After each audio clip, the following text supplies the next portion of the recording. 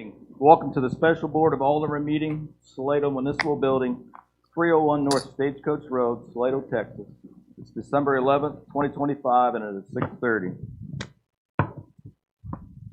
Mr. Delaware, call the roll. All right. Well, let's pray to your own faith. Take a few minutes.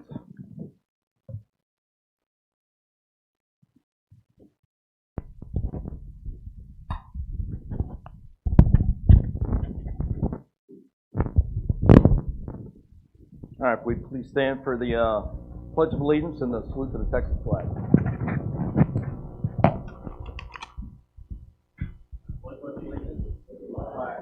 United States of America, and to the republic for which it stands, one nation, under God, indivisible, with liberty and justice for all. Under the Texas flag, I pledge to be Texas, one state under God, one indivisible.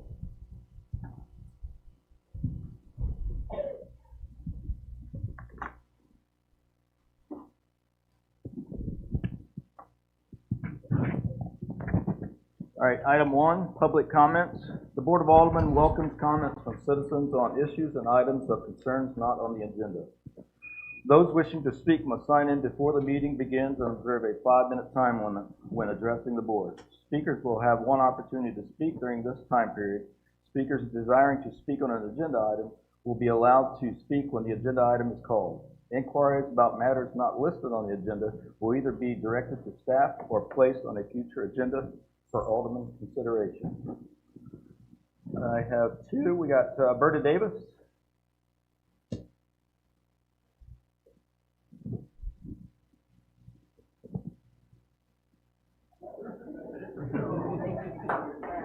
Just come up and state your name and the address, please. Okay, so I'm Berta Davis. I am at 321 Brennan Pass, Georgetown, Texas. I'm here tonight with the individuals to present the volunteer fire department with their full spread check. So we raised over $25,000 and had over 411 participants. So thank you for all the volunteers. Thank you to all the volunteers, the sponsors, and our partners, as well as Barrel Brewing for your support. So we'll present them with the check. Okay.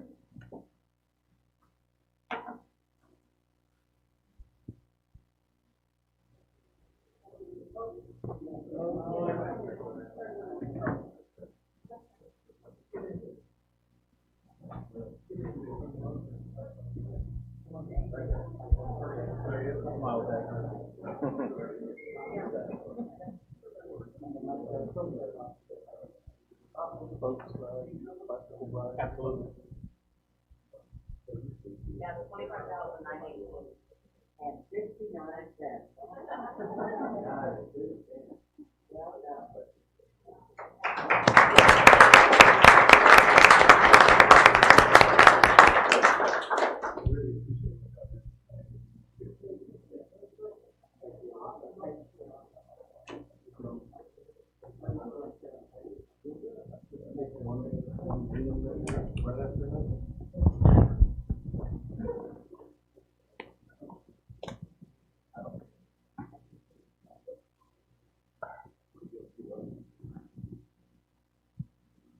Yeah.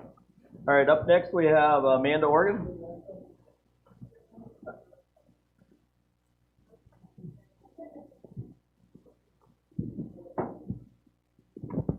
Good evening, everyone. My name is Amanda Organ. I reside at the Chamber, 423 South Main Street. I'm the Executive Director of the Chamber, sorry.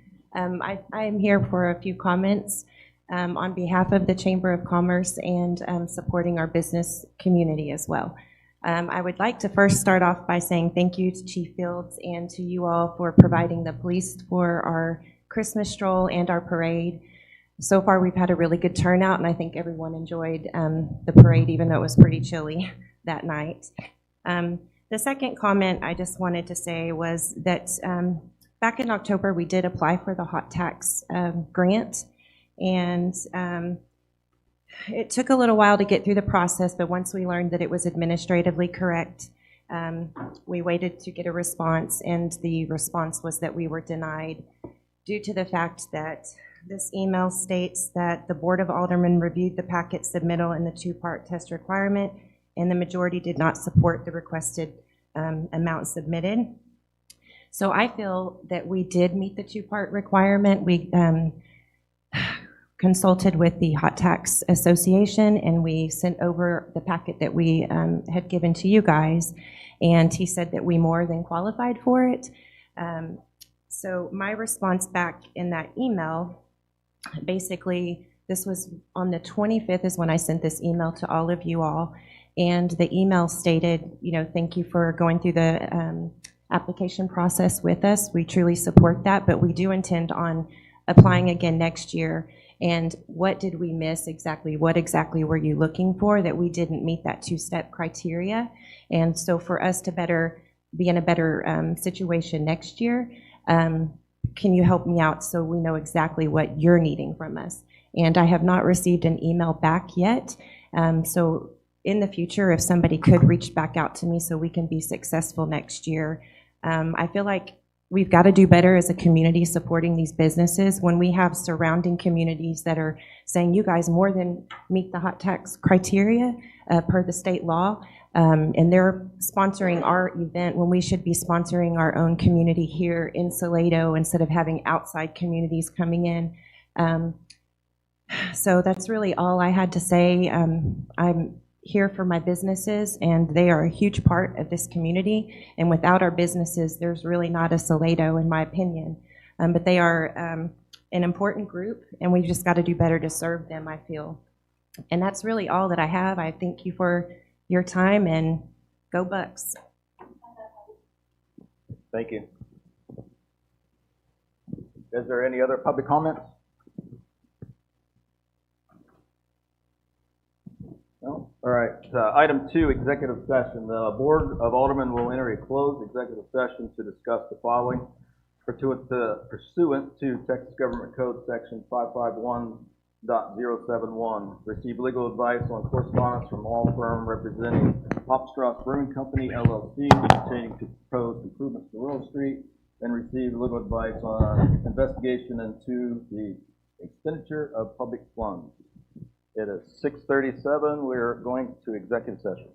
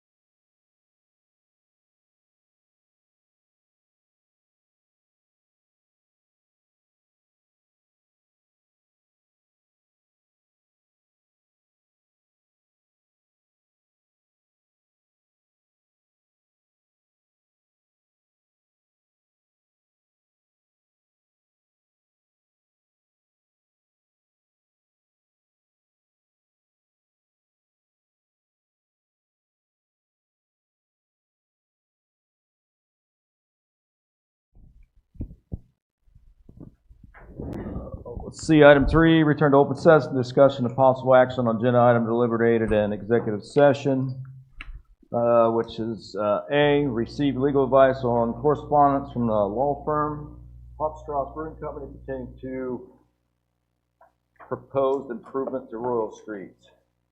Mr. De La Rosa, we're taking no action. Okay. And B, receive legal advice on investigation to expenditure of public funds. Okay, Mayor Pro Tem, our city attorney is going to make a public statement.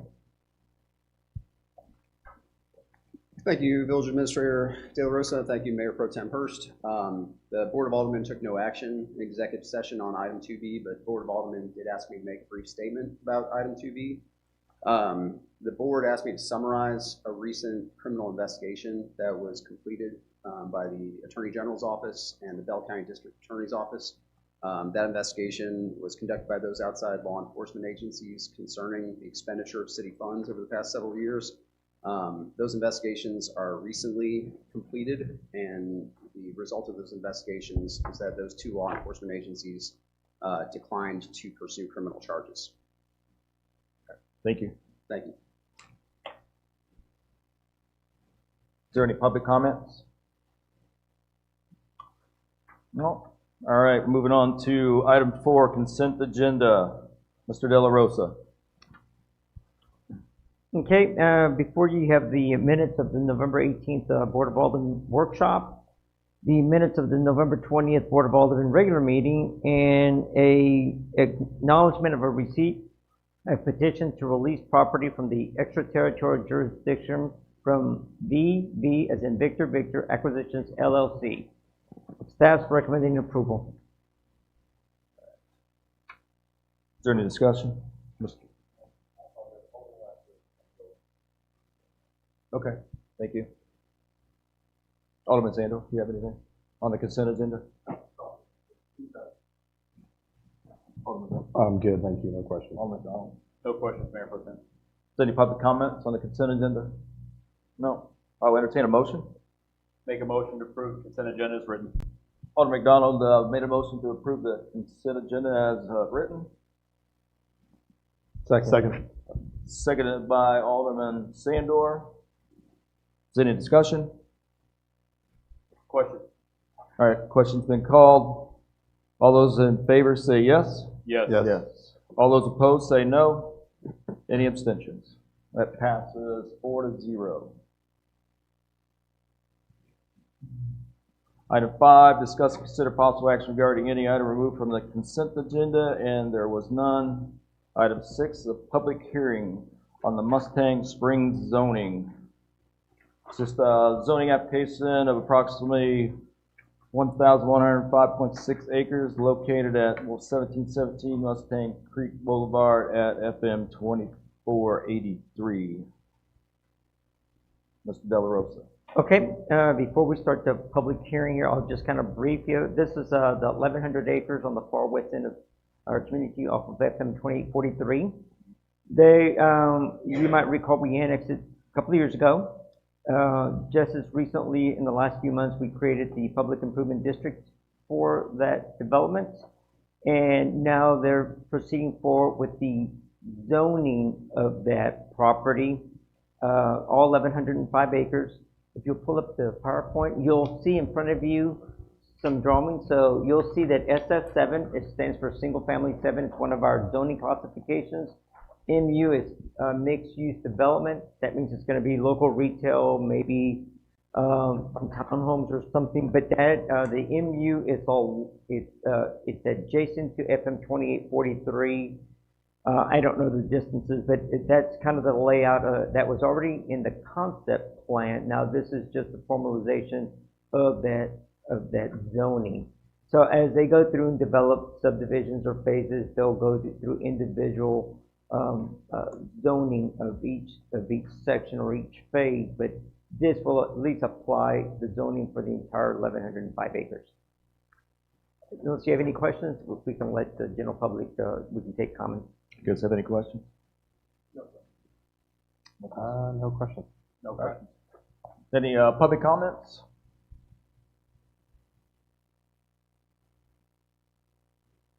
No public comments. All right, we'll move on to 6B, Days In by Wyndham Salado Annexation. This is a public hearing on the annexation petition of Lot 1 and Block 1 of Sanders Park Edition, in addition of 3.201 acres of land situated in the GF Langford Survey Abstract Number 861, Bell County, Texas, according to the map or plat thereof recorded in Cabinet C, Slide 384, Tac A, of the plat records of Bell County, Texas, doc number 2023047022. Mr. Dela Rosa. Okay, this is the public hearing on the days in for their annexation. It only requires a public hearing by the Board of Aldermen. We publish this in the newspaper. We notify the, in accordance with state law, the school district, the emergency service district, and the water supply corporation. So that has been done for this public hearing this evening. It is the 1.6 acres. It is the days in by Wyndham Salado at the north end of our community off the interstate on the north side of the Holiday Inn Express. The Holiday Inn Express, just a side note, was annexed about a year ago, December of last year, and that has generated a little over like $20,300 in property taxes to the village. This property is smaller, but their annexation was voluntary, which means that we have a petition for voluntary annexation. When we get to the ordinance, we can discuss that later, but there was no promises made of any kind. They didn't ask for any type of concessions to be made. For example, Holiday Inn requested certain signage height and the face of a sign. There's nothing here with that. So, do you have any questions for me on the annexation? If not, we can. You guys have any questions? No questions. No questions. Any public comments? All right, no public comments. We'll move on to 6C, Salado Wildfire Replat Sanctuary South Tract Rezoning.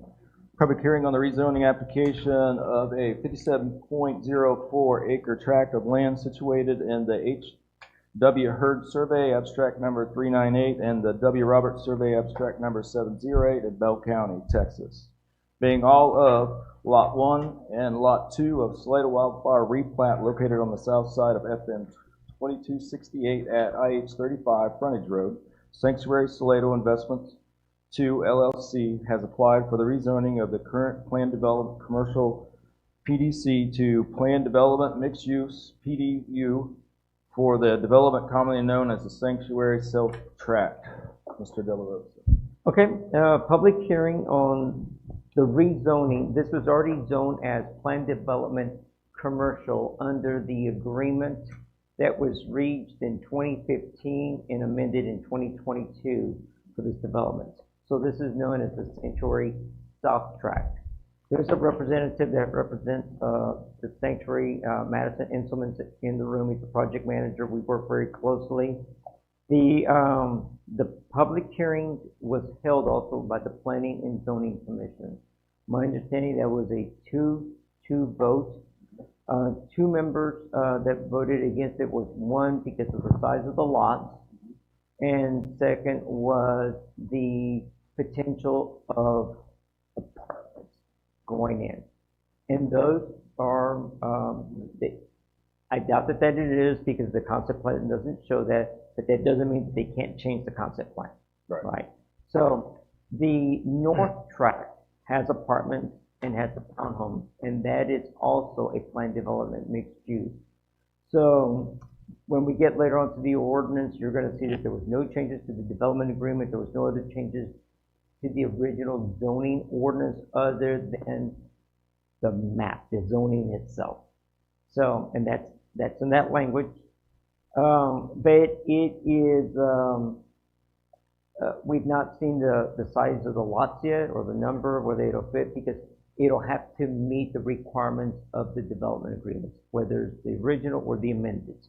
So we're not here to discuss size of lots or what it is. You can kind of read it. Those are questions that should be posed to Mr. Inselman. He'll be better suited to address those. But that was the vote by the Planning and Zoning Commission at Tuesday's meeting. So they did not garner a recommendation in favor or opposed because it was a stalemate. And again, it would have just been a recommendation. So again, this evening, they're here for a public hearing. Yes. You guys have anything? Yeah, you said we're not here to talk about size of lot.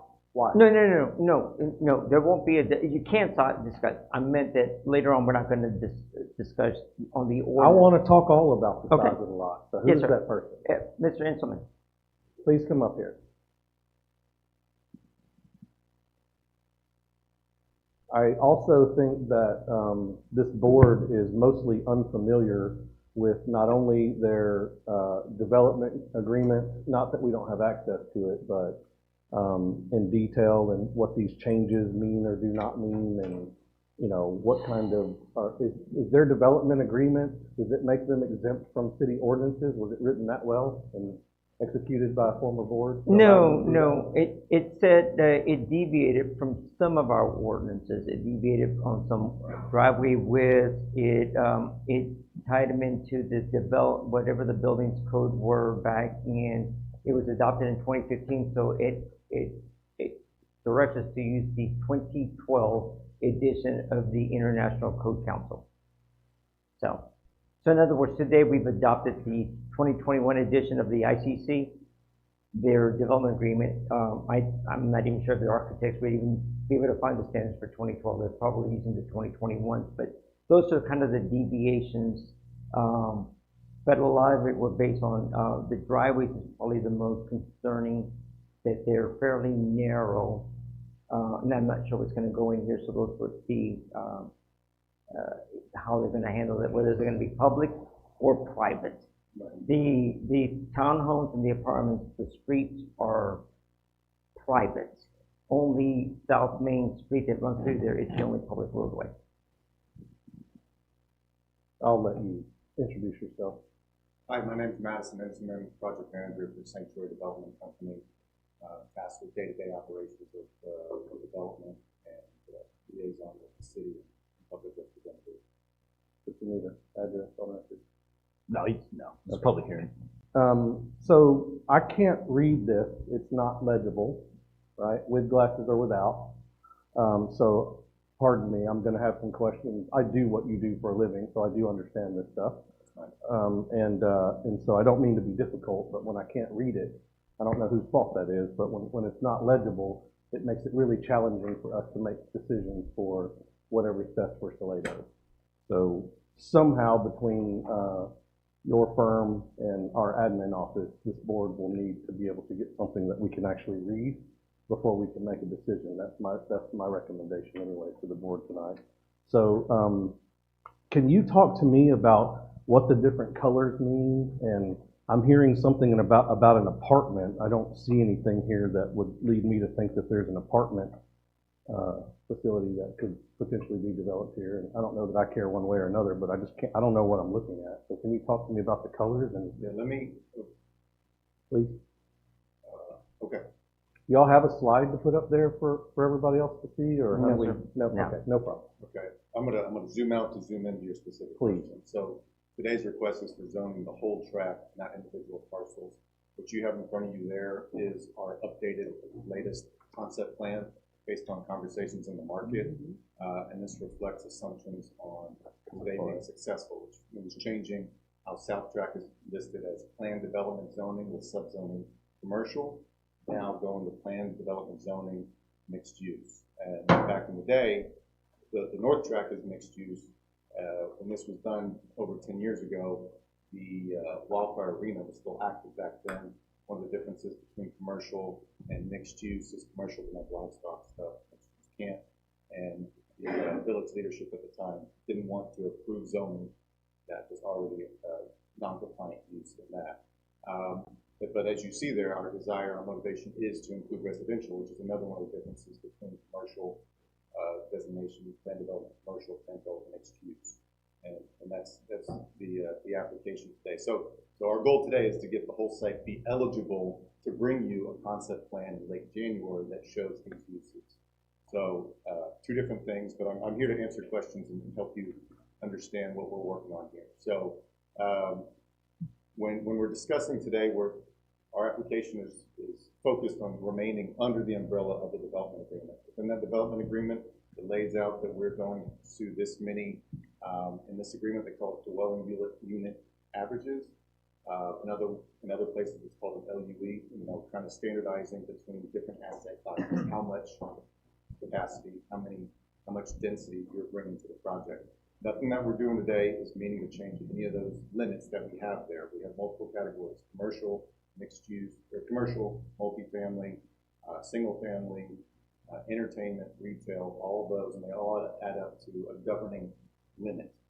And so as we work today, I think maybe, I was at the meeting on Tuesday, I'm guessing at the comment on apartments, they could go there. What you see right now, the red, is meant to be commercial, and being in the industry yourself, we're having conversations, nothing on paper, so I can't share specifics right now, but you can imagine that we're looking to program out commercial or resident neighborhood supporting retail at the intersections where it makes sense, the residential family set off from the intersections in the road, and then the intervening red commercial stuff. You're this close to the interstate, you're going to have commercial. It's a good spot for it.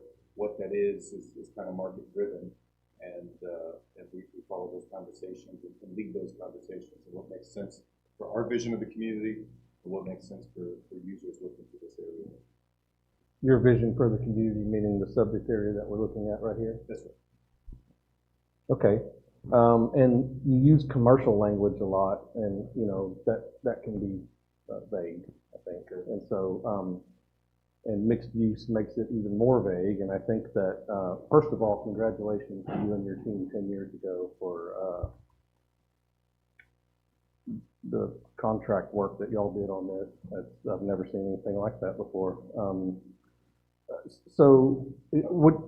I make one more comment on something you said previously about our development agreement follows the ordinances as amended by that agreement? There's a table in the back of it that says, here's what the agreement is, or here's what the ordinance is, here's how we're looking to have the opportunity to amend it if it makes sense for our build out. An example, and I bet we get there, is lot size, right? So in this, there's a vision for a spectrum of residential offerings, including townhome and such, as you see out there. So the minimum lot size is 25. What's before you there is a concept plan, which again, the city, and I believe this board will have the opportunity to review when we submit a preliminary plan, which is more specific to what we are going to do. If this was here, we were pulling out a document that was over 10 years old and hadn't had an official updated conversation with the village and either the staff or the elected officials. So here's here's what we're aiming to do. Here's what the market's calling. So are the areas in what I will refer to as green or greenish blue, also I think that's an A, probably, as an exhibit lot A, I think is probably what that's trying to demonstrate, if that is in fact an A. I'm not sure what that is. But it looks like the green stuff here would be the more narrow lots. And does that fall into the townhomes that you're talking about now? No, sir, just a smaller single family lot. Those are going to be 42 foot. You mentioned a 25-foot lot, did you not? I did. There's a potential for that based on. You're going to put a single-family home on a 25-foot lot? Well, I'm just trying to figure out how you would even, how that would even work. I've seen them small before. That would be the smallest I've seen, and that Right. doesn't really matter. I'm just curious. Well, because if you're doing standard fire-rated setbacks without, fire-rated walls, you would need 5 feet between that. So you're talking about zero lot line buildings. That's right. I understand. Okay. As a potential concept, nothing that's currently being pursued at the moment. Okay. And so back to the commercial. This stuff in red, you guys would like that to be eligible for anything from, I would presume, light industrial all the way through medical? Well, I like the second one more than the first one there. It's following. So it's Salado. The permitted uses for the in-use zoning. I do not have that fully memorized, but in-use is more community and retail focused than straight commercial, which, as I mentioned previously, when I looked at it, in preparation for this meeting is commercial enables record services, outdoor building supply storage, again, livestock, all those things go away with this classification change.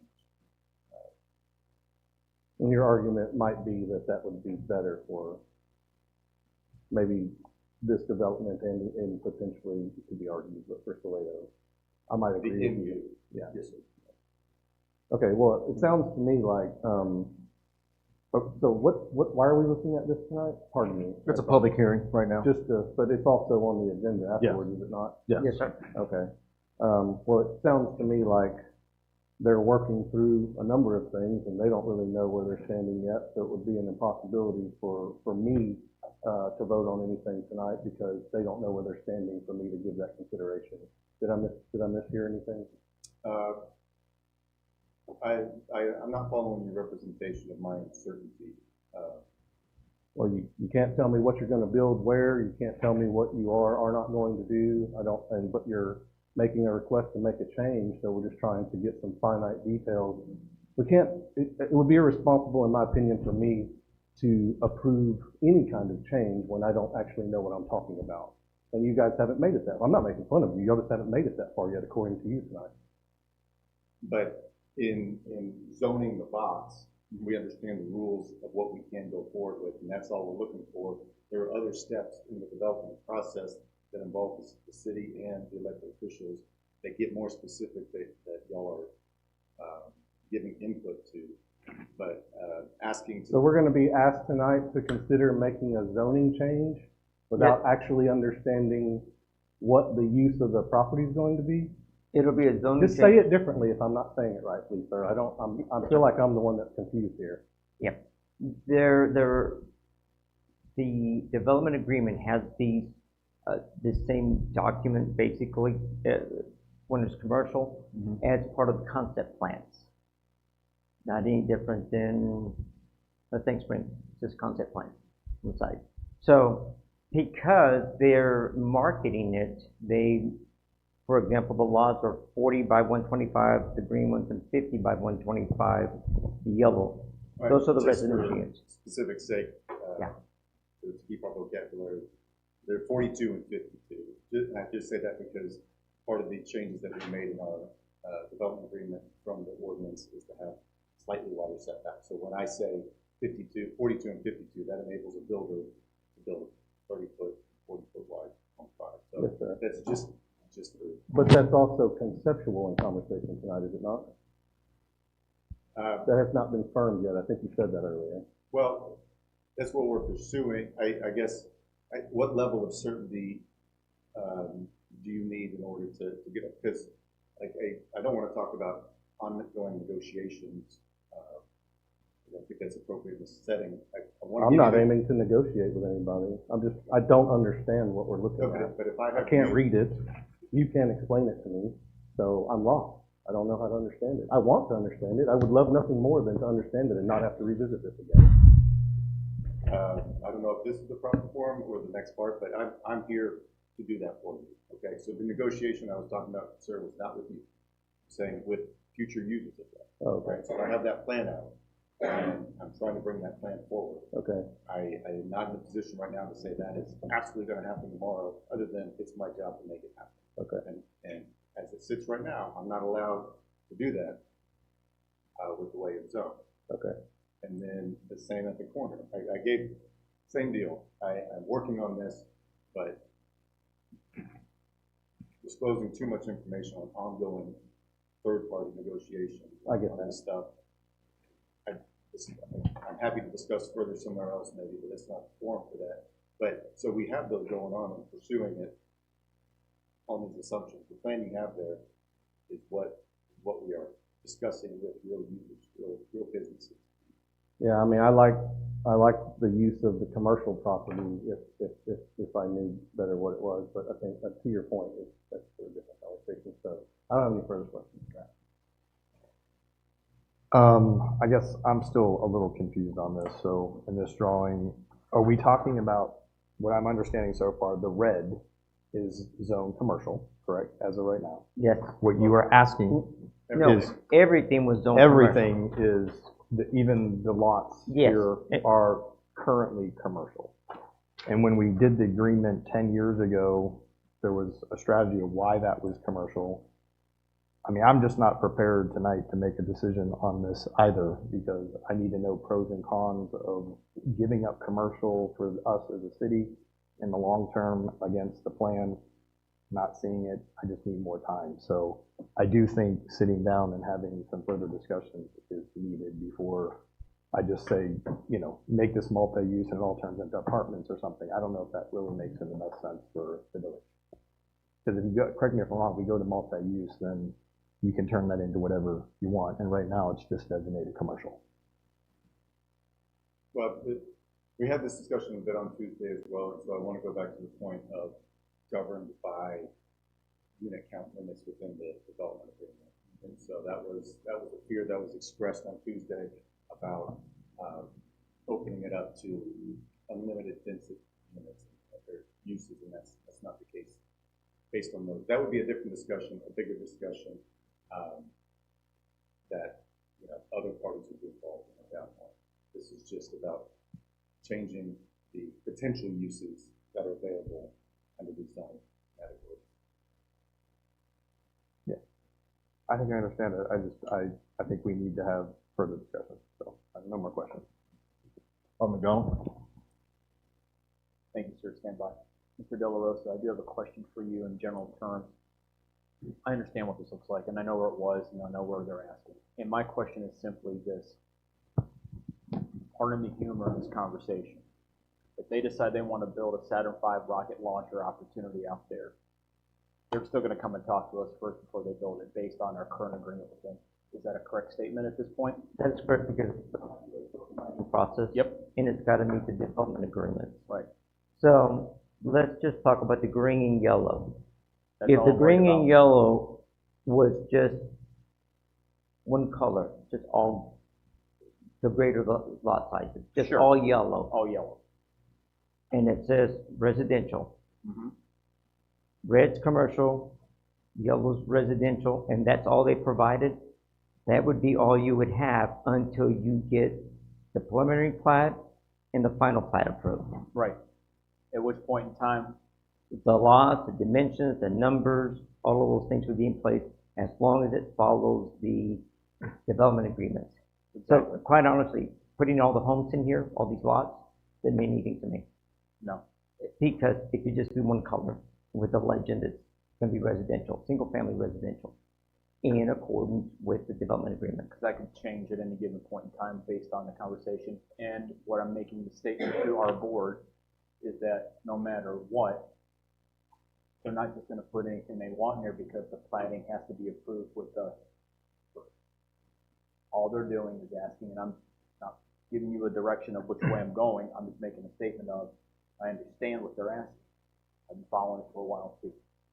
All they're asking is, instead of having it all red, they're asking to turn a portion of it fundamentally into residential. Okay, then Alderman, then I'm speaking it simply then. Thank you for understanding ahead of me. All right. Will be, any public comments? If you want to hang there, Madison, in this case, he has some questions.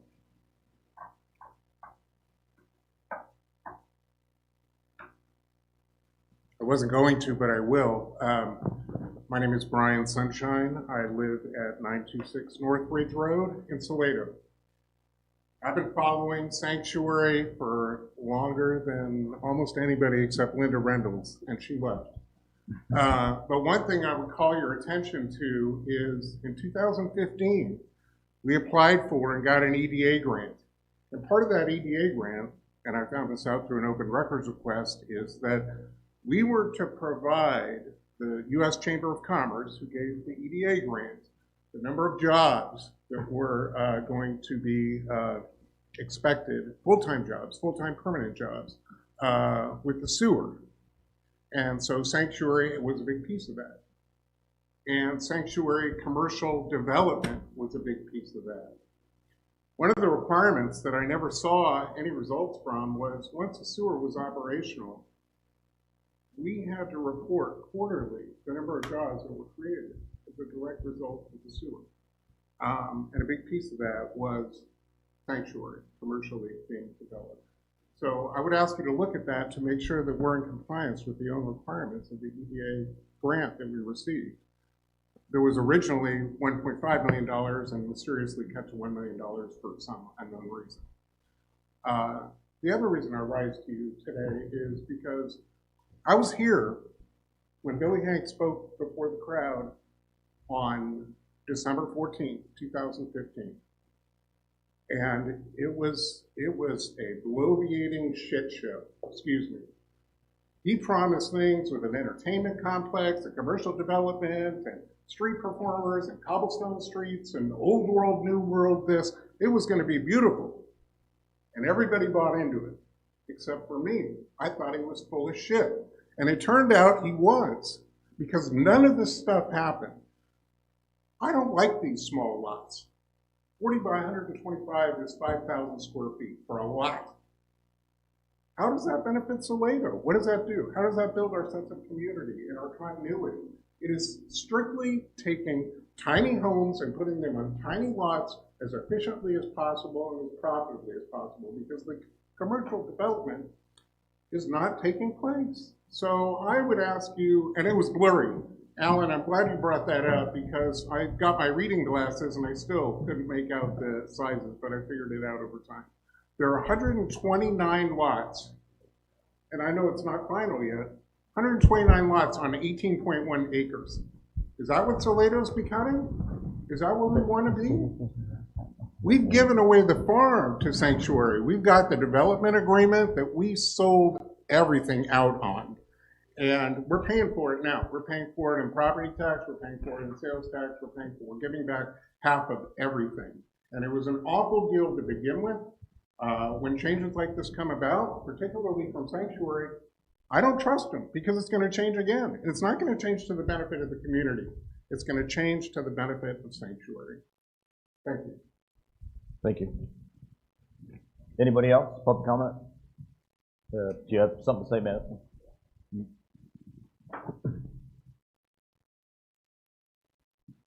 So while I didn't appreciate the verbiage there, I understand Mr. Sunshine's history with the project. The project continues to move forward, is not dead. For the commercial development that was prized, and that brought up the other day on Tuesday about new commercial opportunities, bringing opportunities for teenagers, students, and young adults to have jobs in this area is an admirable motivation and something we're looking to support. But being in the industry, as you guys know, what do commercial developers, commercial users need? They need rooftops. And so as we're looking here at 57 acres, and then by that number, it said 18 acres going to a non-commercial use, we still have 40 acres. And 40 acres is a substantial amount of commercial in an emerging market like this. And rooftops are supporting that. We have apartments leasing up right now. We have townhomes. There's various residential developments up and down 2268. All that builds to it. This helps support that as well. It makes the conversation easier when these guys look in this market and look about what can do, what can support now from a commercial development side. And asking for 18 acres to be considered for a different use, potentially, that we're pursuing, still leaves a significant, I think, meaningful chunk of commercial opportunity in the near term, and then potentially other pieces become part of that puzzle right there. And so asking for us to retain, I mean, how long would it take for 57 acres to be built out in commercial uses? Asking us to carry the full obligation of it, we did take the opportunity, we did take the risk to try to spearhead some of it, and that is requiring some non-standard engagement with folks to believe that there is time for residential support and good commercial development at the corner, and that there is an above average sense of community in Salado that supports activity now and in growth in the future. And so that's what we're pursuing here, because we've had the conversations, and the users, except for, maybe quick service restaurants or gas stations, that's what they keep pointing us to, rooftop. And this kind of works in that favor and helps us meet that goal. And just on a bigger picture, The conversations continue with some of the other uses that were promised previously, and we've not given up on, so I'm going to continue, and we're having real conversations in that regard, some of which we shared with city leadership on Thursday. And so, of course, this didn't happen on the timeline that we preferred, that we pursued, but we're still here, and we're still pursuing it. And then this is part of that strategy to help us, help ourselves, and to help us live up to what we're trying to do, what this agreement was 10 years ago. And so I hear what you guys are saying and how you're leaning. I just want you to consider that based on your experience on commercial development and attracting users to such a development. All right, thank you. Any other discussion? Anybody else, public comment? No? All right, it's 9:10. We're going to close the public hearing for the Mustang Springs zoning, the Days Inn annexation, and the Salado wildfire replat. Item 7A, discussion and possible action on appointing Mrs. Christy Hurst, DSN RN, as the village's primary representative to the Bell County Public Health District's Board of Directors. Mr. Delarosa. Okay, Mayor Pro Tem and Alderman. Former Mayor Bert Henry served as the primary representative from the village on the Bell County Public Health District. So, and Mrs. Christy Hurst was appointed in March of 2024, and I did put that email, there it is, March of 2024, as the alternate. So she's been serving that capacity. Mayor Henry would have her attend meetings even though he was there. So, and the Bell County Public District has asked if we were going to fill it. So it was my recommendation that we elevate it, since she's familiar with that process, get that primary position filled, and then we can start looking for an alternate. Alderman Sandy. I have no questions. No questions? I have questions, Ms. Hurst. Oh, yeah. Please come up to the podium, ma'am. State your name and address. Christy Hurst, 1207 Indian Trail, Salado, Texas. First of all, thanks for being here, ma'am. And you're dressed really appropriate for the holiday, so thank you very much. You look much nicer than maybe your spouse may look at this point. Ma'am, thank you for doing what you're doing for us, because I know what you're doing. I get it. In your own words, in simple terms, why do you want to do this job full-time for us like this? There have been a lot of changes made to the Board of Health while I've been on the board. Yes, ma'am. And we are drastically wanting to move public health back to public health instead of public business. So a lot of changes were made to refocus and realign it to where we are looking at taking care of our citizens, and I feel like I'd be a beneficial part of that. Thank you. And the second question is nothing more than curiosity. In your profession, do you work in the health industry? Yes. What do you do, ma'am? Just finished my nurse practitioner program, and I will be partnering with Jennifer East at Creekside Family Practice. Right on. No further questions, Mayor Pro Tem. Thank you, ma'am, for your answer. Thank you. Thank you. Any public comments? No? I'll entertain a motion. I'll make a motion to approve as written, Mayor Pro Tem. Alderman McDonald has made a motion to approve 7A as presented. Second. Seconded by Alderman Dunch. Is there any discussion? Question. Question has been called. All those in favor of approving 7A say yes. Yes. All those approved say no. Is there any abstentions? Yes, me, myself. So 3, 0, and 1.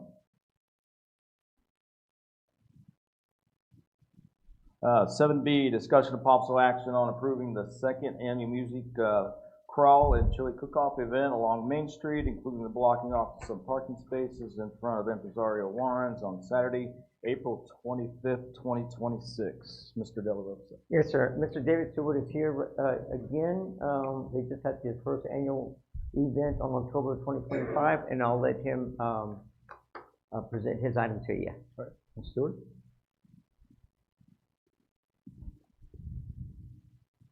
Thank you. I don't know if you guys remember the round, or the, State your name and address. oh, first. I'm sorry, David Seward, 1216 Mill Creek Drive. The update I gave you after our event, we did have a great turnout. Even businesses that were not formally involved, and by not formally involved, I mean did not host a cooking site, nor did they host live music. We heard from many of them that they noticed a sharp increase in their retail traffic that did translate into retail sales that day, which is obviously the goal of anything we do on the music-friendly side. We want to bring folks to town.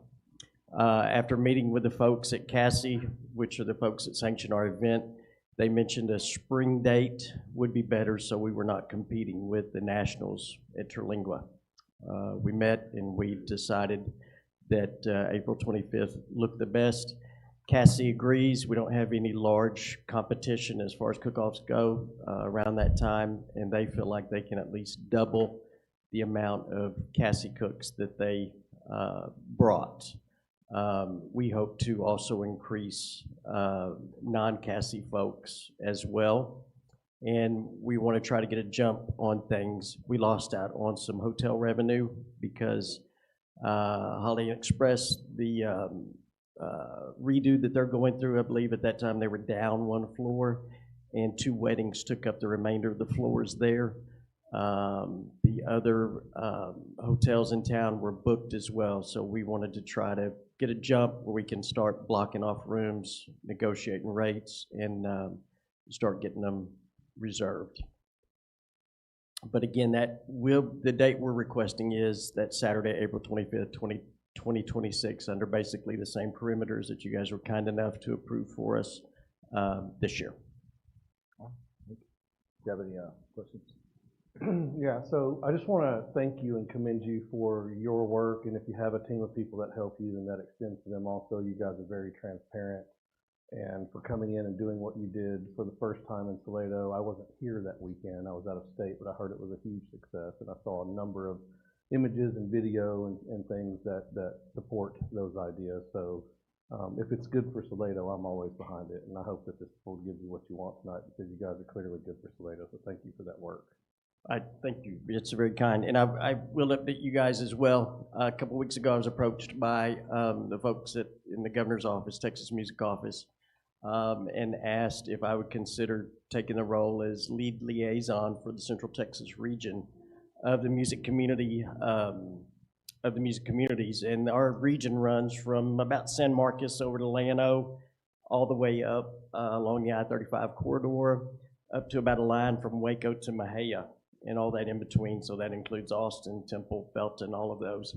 I initially was going to turn it down, but after meeting with the other folks on the music-friendly board, they asked if I would do it, simply to make sure that Salado always had a strong representation in the Texas music-friendly communities. And so I accepted. So January 1, Salado will be the lead liaison for the Central Texas region. Next to my point. Yeah. Thank you. Thank you. No, thank you for stepping up. Thank you for everything you've done to the community. The last one was amazing. I enjoyed it. I'm really glad that this go around on the next one, you're allowed to have beans. Is that right? That's this that's is an what we're important fighting factor. So, is it chili? It has beans on it. But anyway, I think it's going to do very well. And the first one was a huge success. So thank you again. Thank you. Alderman McDonald? I like what you do, man. Thank you. That's all I got. I like what you do. Thank you. Yes, great job, you and what your team does. I appreciate it. Thank you. Thank you, and thank you for judging. Oh, yes, I'll do it again next year. I understand it was a hard job, but we appreciate you Somebody making the had to do it. sacrifice. There you go. Is that it? That's it. All right, thanks. Any public comments? No, then I'll entertain a motion. I'll make the motion to approve item 7C as written. 7B. Oh, sorry, 7B, sorry. All right, I'm got a on the mic. motion, Alderman Dunce made a motion to approve 7B as presented. I had myself. Second. Seconded by Alderman McDonald. Is there any discussion? Question? Question has been called. All those in favor say yes. Yes. All those opposed say no. Is there any abstentions? That passes 4-0.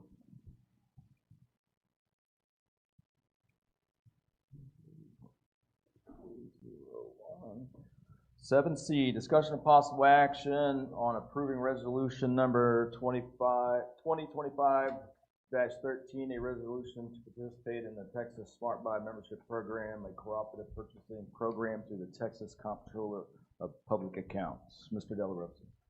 Okay, Chief Fields requested membership in this cooperative purchasing program through the State Comptroller's Office, so he can buy certain supplies that he needs. Chief, if you could come and explain what those supplies are.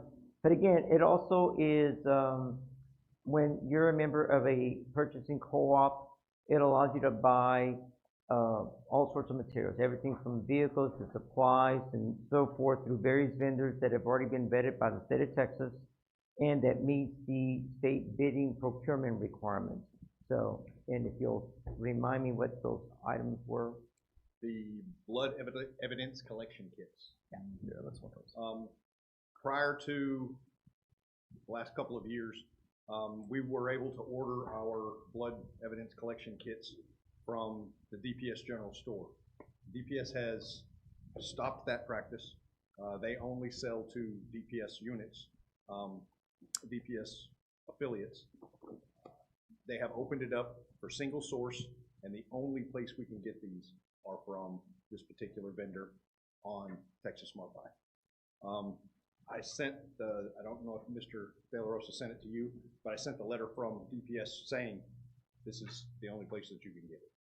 So with that being said, right now we have 2 blood tubes, and so we're going to need to order some pretty quickly. I apologize that this seems like last minute. We actually have more than 2, but we have 2 that aren't expired. And that's the problem that we're running into. There was a shortage of blood tubes, and we couldn't get them at all for a while. And now that they have opened up this single source, we're going to need to stock up on them. They're running right now at about $9.49 a piece. That's the price that they give us. And I'm looking at purchasing approximately 20 of them. Now, we don't have to use these blood evidence collection tubes on every DWI, but if we get an intoxication assault, we need to pull blood. If we request breath and they refuse breath, then we request blood. So we use them. Do we use 20 of them a year? No. We may use 4 or 5 a year, sometimes 6, but we need to have them. We need to have them on hand, if that makes sense. What are they called again, Chief? Blood evidence collection kits. Alderman Sandor, you got a question? Yeah, shelf life on them, do you know? Approximately 2.5 years. So, well, they're very inexpensive. I don't mean to spend Salado's money like that, but you use about 4 or 5 of them a year. You need 20 of them. They only last 2.5 years. That's just in case we're wrong. You have a busy year, I'm presuming. Yeah, that is. Is there any other? Is this the only thing we're talking about on this? Yes, sir. And the reason it's you need 20 of these $10 tubes. Yes, sir. And the reason that we have to go through Smart Buy is that DPS will own, or the DPS Crime Lab will only accept this particular kit. It's the only one authorized by DPS. Okay. No further questions. No question. Alderman Dolan. Thanks for the clarification. Okay. No questions. Alderman McDonald. Technically, Chief, no further questions. I just want to know what those tubes look like. And just a generalized question. You already answered the why you need them, because they want what they want at the state crime lab level, basically. It's a boxed kit. Yep. It comes evidence sealed. Mm-hmm. We break the seal. We open it up. Inside it has 2 blood tubes. Yeah. It has the topper that goes over the top. Once that the registered nurse draws the blood and puts it in there, they seal it. They initial it. It comes with a DIC 24 form that advises an individual of the blood specimen, routing and things like that. It comes with the evidence submission kit that we fill out, slap to the outside of the box, send forward. It's a one-piece kit. It's not a very big kit, basically. You said it's how much? 9 what piece? $9 a piece. Oh. $9 and some change. Got it. Understood. Okay. Thank you for the clarity. I just wanted to know what it was. Thank you. No further questions. All right. Thank you, Chief.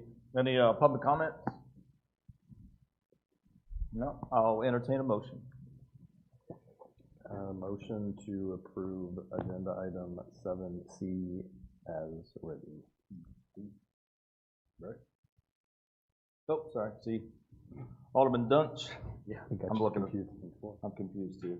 Alderman Dunch has made a motion to approve 7C as presented. Second. Seconded by Alderman McDonald. Is there any discussion? Question. Question's been called. All those in favor of approving 7C as presented, say yes. Yes. All those opposed, say no. Any abstentions? Passes 4-0. 7D, discussion possible action on approving ordinance number 2016.04A, the Salado Sanctuary South Track rezoning. Mr. Della Rosa. Okay, Mayor Pro Tem and Alderman, this is where maybe Mr. Inselman might be able to give us additional information. This is the rezoning from planned development, commercial to planned development mixed use. And again, this is the ordinance, and when you get to the actual diagram, you'll see that it's exhibit. It's an exhibit in here as that. What does it show? Exhibit A calls it out as the Planned Development District Number 2 concept plan, and then Exhibit B is the description of the property in the survey. And then I'll turn it over to Mr. Inselman to answer any questions, or to me, if you've got any questions for me. You got any more questions? I do. Did you mention earlier that you had I think you said, and it doesn't really matter, but I think the language you used was a closed meeting with village leadership or something like that recently? Yes, sir. And who was that with? That was with Mr. De La Rosa, Ms. Pence, And myself. Mayor Pro Yeah. Tem. And so I made it really clear when I got elected that I wanted to be included on all development projects. And so I'm going to recommend that the board give consideration to tabling this tonight because I just don't understand what I'm looking at. I continue to not understand what I'm looking at. I just want to make that really clear. That's all I've got. Okay. Alderman Dunn? No other questions. Alderman Dunn? No further questions. Thank you, sir, for your time. All right, so we got a recommendation, Mr. Della Rosa, table 7D. Okay. All right.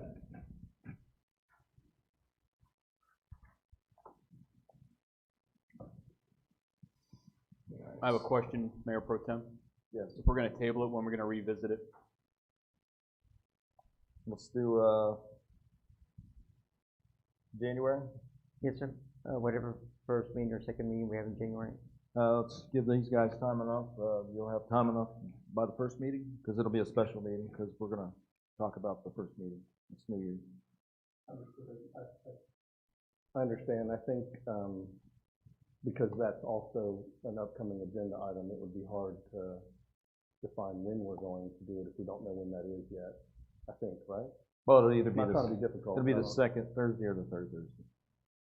It doesn't have to be on a Thursday for a discussion I had with Mr. Oh, Rowe it does earlier not. today. No, So special it could be on meeting. another day also. Yeah, the special meeting. So we don't know. So we need to define when that's going to be. How do we do that?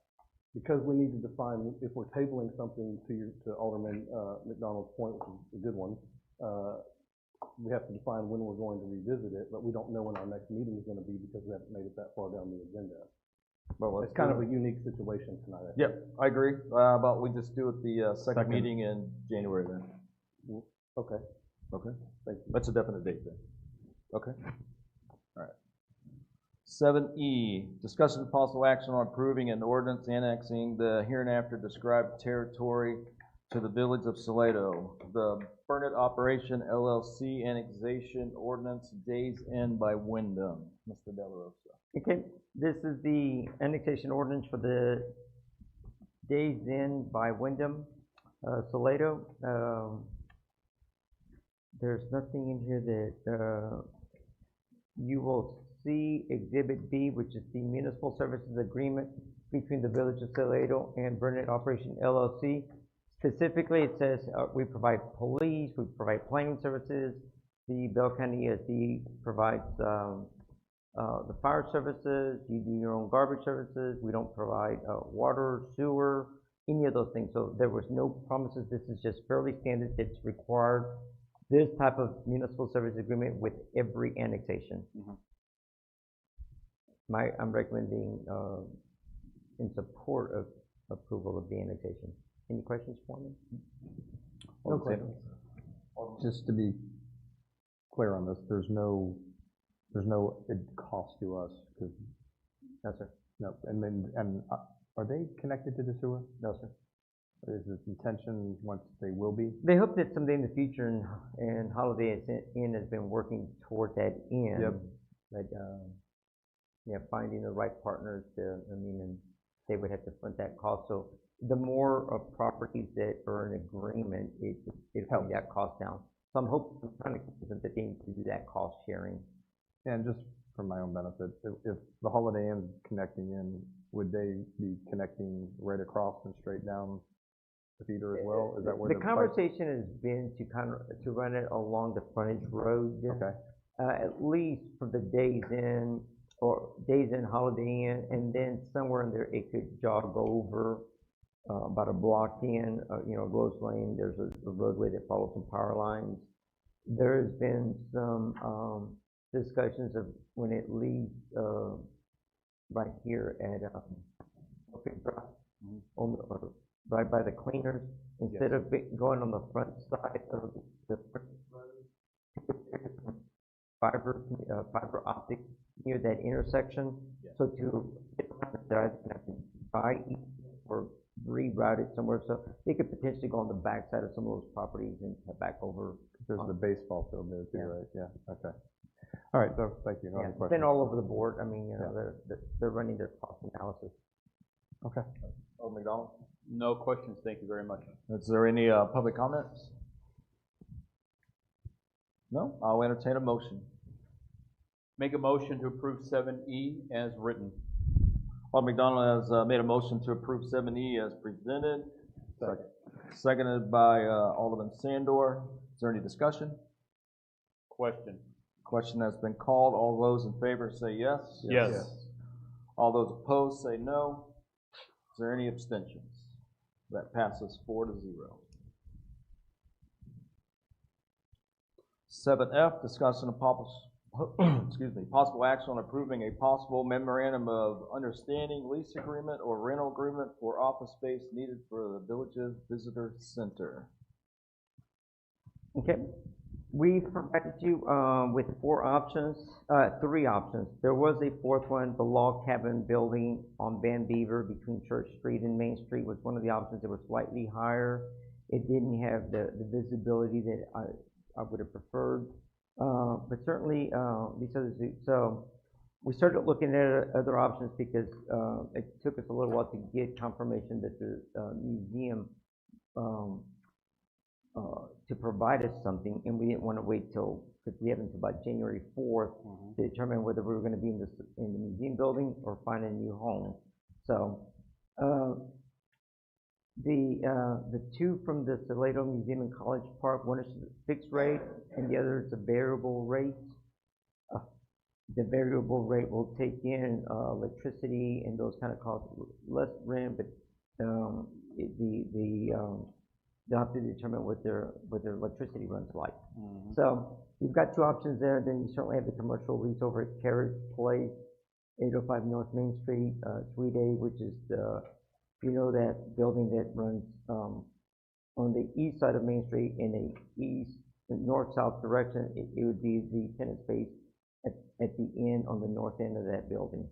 So they're all fairly close in cost. So give us a preference so we can move forward.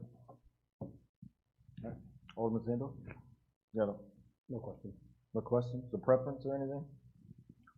No preferences. No preferences? Alderman Dutch?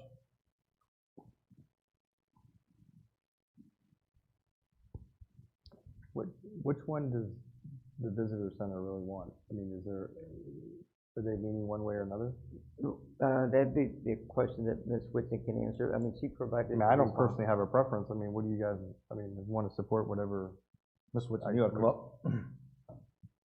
the pros and cons, I mean, I just haven't toured them or know enough of what they want to accomplish. I mean, obviously visibility and where you're at located would be ideal, but certainly would like to hear. Good evening, Mayor Pro Tem and Alderman. I was asked by Ms. Pence and Mr. De La Rosa what we would like to do. They gave me the option for the carriage house or the log cabin or the museum. The con, as Mr. De La Rosa had mentioned, that they had said about the one on Van Bibber is just that it's not on Main Street. And in regards to the museum, it was if it was legal, the legal side of tax side of it. Either way is fine, depending on what you guys decide is the best option. The museum, we're currently where we are, is fitting too. We have a conference, a hall, and a conference room, and we have 2 offices and just that space when you walk in the cabinet there, and that is what we have. Really kind of depending on what you guys are looking for as far as a visitor center. If you're looking for your own space to make it just specifically for a visitor center, then you've got some options. Or if you like it at the museum, ultimately this decision, and I've mentioned this to Mr. De La Rosa and to Ms. Pence, that this is ultimately a decision that you guys, you guys make, and Melanie, which is my part-time employee, and I would accommodate. The lease that is, the contract right now that is with the museum is showing a little bit less than the other locations. And so, again, this kind of depends on what you guys are wanting to, the purpose of the visitor center the way you see fit. And if it fits the tax law to have it being nonprofit with the museum and the village. We discussed that with our attorney about the tax. I thought it. Yeah, our city attorney, well, let me phrase, he's not a tax attorney, but he believes that if they have tax implications, it would be upon them to determine that with their own legal counsel. Okay, that's what I thought. But. Yes, I got it. Thank you, ma'am. Yeah. Sorry, I'm That's tired okay. too. It's That's one of those okay. nights. But in simple terms, I like to bring some things up just in general terminology. I do have concerns about the tax implications, and even though it may not fall on the village as we understand, who we do business with and how we do it is an implication in its own right. In other words, we don't want to be complicit in the conversation. I'm cautious of that, and I mean that in the best way possible, okay? What I will say about the 805 property, gentlemen and ma'am, is that ample parking. They've already determined that if we wanted to have simple terms, canopies out there, you want to set up an event where we can do those things, we can do that right there on Main Street with all that tree shade, kind of like what they've already done already. We have access to that we currently don't have. We have that very large parking lot that is to the immediate north between basically that building and the church that's right there at St. Joseph's. That's a lot of parking. There's a lot of foot traffic right in that area too at this point. And what I'm making the statement is, what I believe and my preference is 805. My belief is that by giving you your own organic environment to do what you do, that's what you're going to do. And in other words, you're going to do better and spread out a little bit. You can have events at your location. You can create events in this portion of it. And I believe that is probably the better bet for us all. In addition to that, I've read this lease that's TREC through the Texas Realtors Commission, and what I'm making a statement is that it's pretty strong for me. In other words, it's solid, it's more reliable, it's more applicable if we have any conversations that we may not need to be in there anymore for a reason. And the last part of that is that it removes, in my mind, any doubt that if ever there's an event at the museum's level beyond what I've already stated, that they become insolvent or some version thereof, we're not scattering to kind of find a new place. So that's how I see things, okay? And that's how I want to explain it, okay? So in simple terms, I walked this property. I like the idea that you can have absolute access anytime, when you want, as you want. You have there's literally a backdoor entrance there. You have your own restrooms that we can make available to the public while you're there. which we all talk about when people are roaming the streets and shopping in our community. I also believe that this is a great opportunity to spread out the shopping spree opportunities and to bring people not just to the south side of town, but to the north side of town too as well. And I think that's important for the economic development of our community.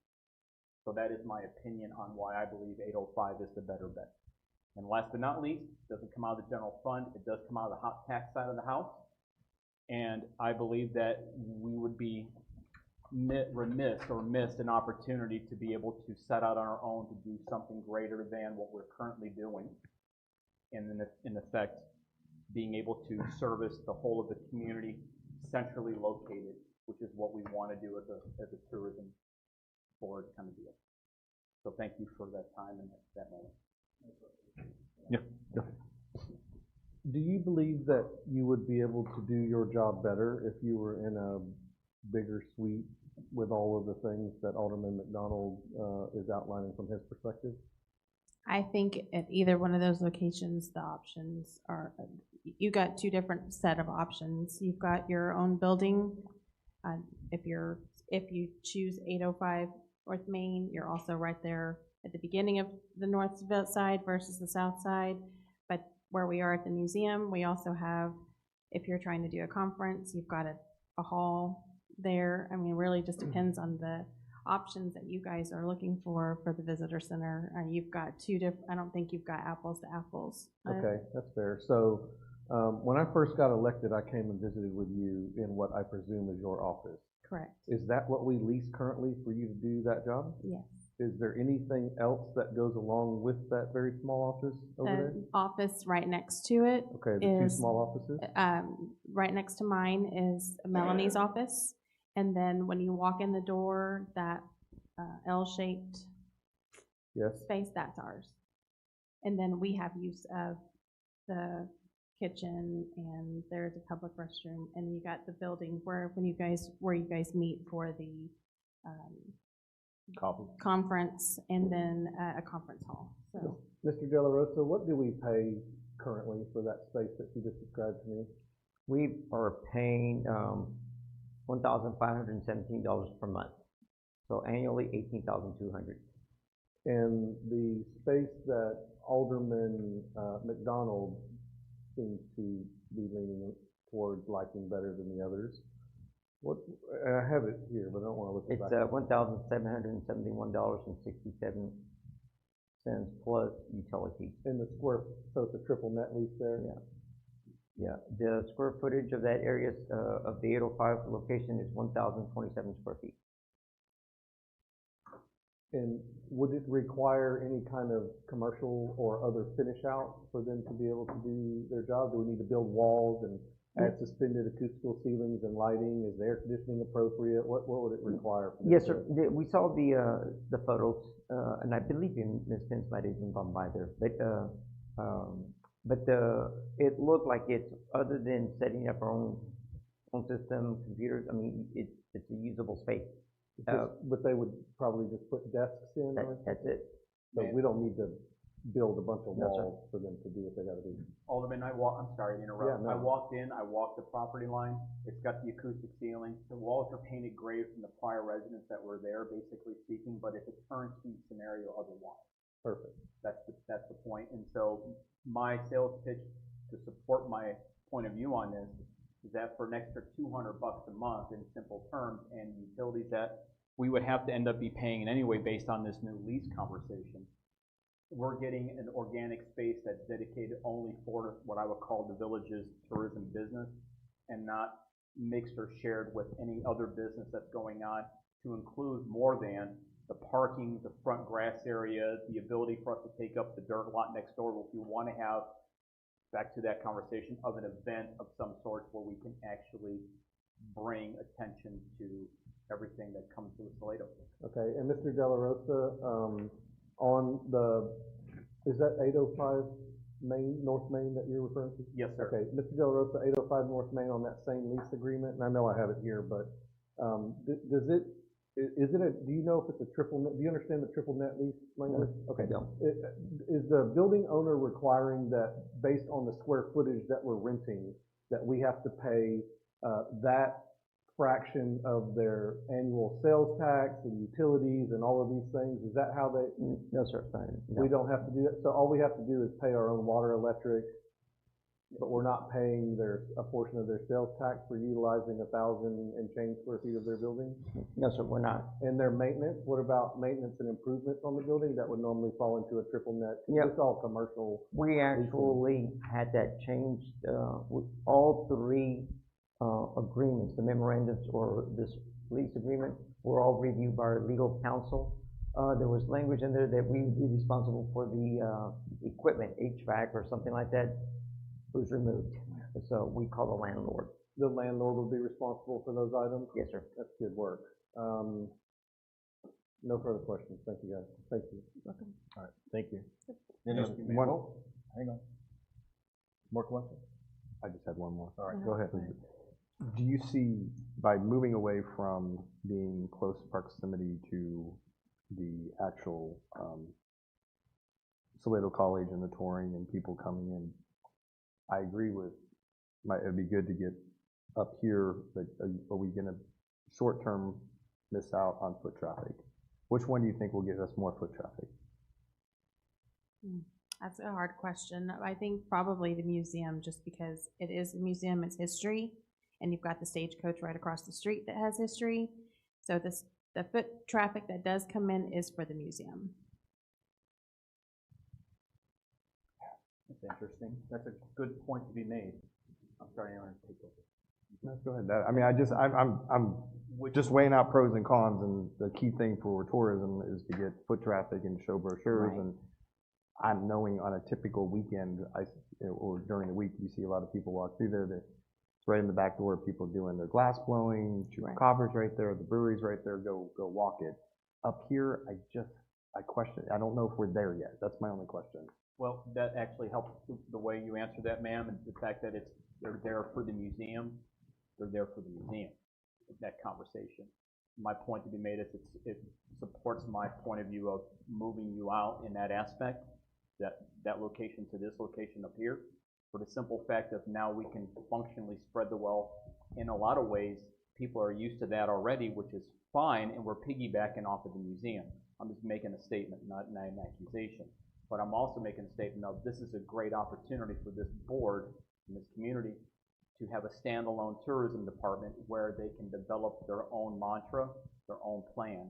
That way you can go ahead and build that from the ground up or continue where you're at and build it higher.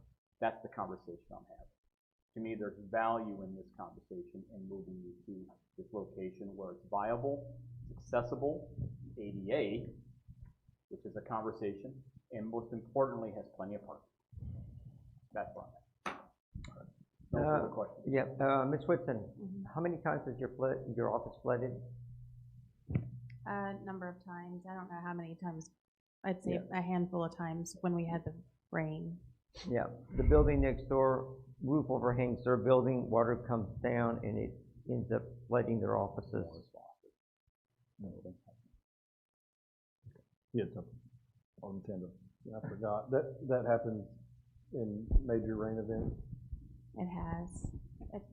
They were looking at it. They thought maybe it was the roof, but I don't know if it's the way Chupacabra is bumped next to it and the way it falls in the building, or if it's the building alone. The executive director from the museum could tell you what they told her about that. But the Chupacabra building does not have a gutter, which means the water sheet flows right off Sophie's. Or so, whatever. Yeah. It's Sophie's, that's right. Yeah. Okay. Is Sorry. there Thank you. Issue of a dead valley in the roof? Do you know? Is it a dead valley issue causing whatever they're talking about? Their problem there, it's an abutment it's an abutment there. It's an elevation issue, it's an abutment, and it's a rock wall, and it's an old rock wall. If it's ongoing, then is it safe to presume that the landlord isn't able to or not willing to take care of it upon our request to make that stop? It's kind of important that we don't look like that when we're trying to. She did look at it. That's why I say you need to talk to her, because she had a roofer. I didn't mean to interrupt. By the way. It's okay. She did have a roofer come and take a look at it, and they also had a claims adjuster from the roofer come and take a look at it. And I don't know if it was the roof or it's the building itself, but Lynette is the executive director, she could answer that question for you, because she did she did take a look at it. It first came to my attention right after you started, so that's a year and a half ago. Yeah. That was gonna be my next question. When did this occur? How often does it occur? When it rains, when we have those heavy rains in the spring, that's when we've had it. I'm gonna use my words only. I have a responsibility to make sure you have a good, safe place to work. That's what I'm at. Any other discussion? Comments? Sorry, yeah. So Alderman Dunn, you brought up foot traffic. I don't know a whole lot about tourism and those kinds of things. That's my understanding that you probably should, given some of the businesses that you own locally. So I also understand the need for a long time now to try to take what generally happens down around Main and Royal back to probably Center Circle on the weekend traffic, generally speaking, to try to find a way to make that stuff move up there. I'm not of the opinion that having the tourism center on the north end of town would just make that happen. In fact, I don't think that's probably going to be right at all. I think it's going to be a function of having other businesses go into the northern end of Main Street that pedestrians and weekend traffic and visitors and things would like to go by and visit, and there just aren't very many on that end. So can you expand a little bit on where you were going with that thought, please, so I can try to make sure I understand? No, I love the building. I love the own space. I love that. My concern is exactly what you're stating. It's like, it's tiny. Because you are right. They walk across, they see the museum, they read the history, then they walk by and they see all the brochures of all the other things you can do in Salado. It's like, oh, I'm here for the weekend, and they're grabbing. You got a great display in there, and they're grabbing. So, oh, well, then maybe I'll go, make a blow a pumpkin across the street, or maybe I'll go. It's that important thing is that foot traffic. I feel like they might be isolated up here, and it's missing the opportunity to promote the businesses if you don't get the foot traffic. Okay, thank you. Because it's in prime. I'm struggling with this right now because I think it's a little. There's pros and cons to everything, right? So, sure. And I understand what Alderman McDonald's saying is better parking, better because. But then again, we could move up here and have nobody up here, so so it doesn't bring any visibility.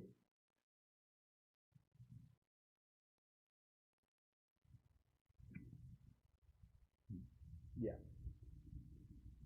And in response to the Alderman Dunch on that conversation,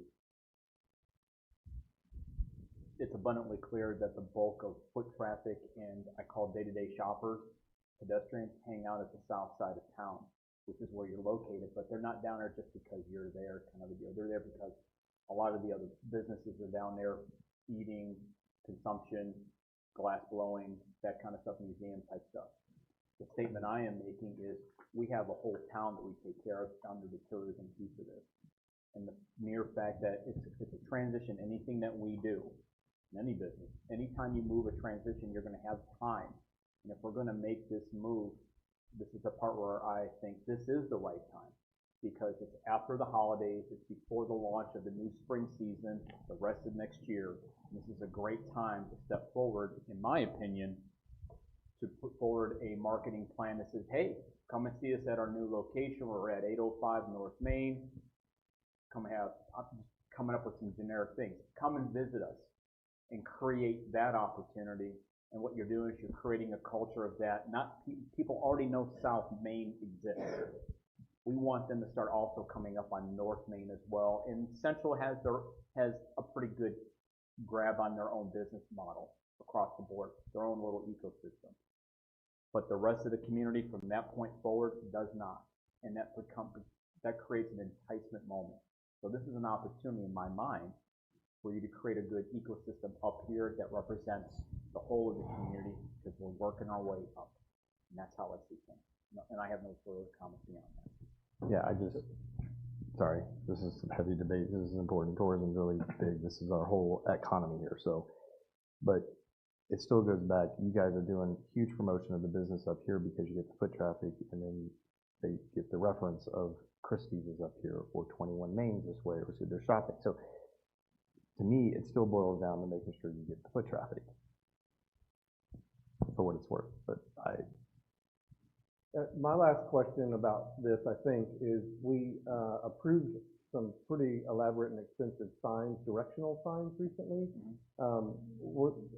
Is the tourism office on, I don't remember, are they on those signs? Is this going to be a problem for the signs that we're already, I think, having in production? they're paper. They're paper signs. No, No, he's talking about the no, ones that were gonna put up by the guardrail by Thomas Arnold. Oh, you want the metal ones? The directional signs. Yeah, Gina was talking yeah, about. she's talking about the interstate. It's gonna be the wayfinding signs. Yes, yes. Which are different from the kiosk. Yes. The kiosk is just a paper drawing or Which you paper. can change anytime. Yeah, yes, sir. Right. And one of those kiosks, ironically, is right there practically, at the 805 area. Yeah, so I guess what makes it really hard is, I feel like, and I respect why you're doing it, but we all know that we're the ones that have to make that decision, and that's what you keep reminding us, but it would be really easier to make the decision if we knew. I guess I sense that you like the museum location better, without you having come right out and said that. I am good with wherever you decide that it's going to be. As far as tourism goes, if I can make this comment, I know Ms. Pence is the director, so if I'm not allowed to make the comment, you can tell me. When COVID hit, tourism is social media and it's marketing your town. It's at the tip of your finger. And that's what everybody does. We have a few rack cards that the businesses, they're expensive for them to print. We have a few up at the front, probably 12 on the front of that counter. But most people use our website, and that's what we're trying to utilize. We pay for a website that promotes the whole town, all the businesses in the town. And so whenever anybody comes in, paper is not as common as it used to be in a visitor center, but what you have right here is. And we keep that constantly updated all the time and making it look promotional to promote the town and each business and events that are on here. And so that's what people utilize. They come to the museum and they come for the history of it. We have an opportunity to talk to them, maybe share the website with them if that's what they're interested in, or they're just interested in the history. The open communication is there, kind of like Mr. Dunch had said. You could also, whatever McDonald said about being north side of town, if you're there, you could also promote that you're here. It's a mile walk down to go to the history side of the stagecoach and the museum. You got a lot of pros and cons for either one.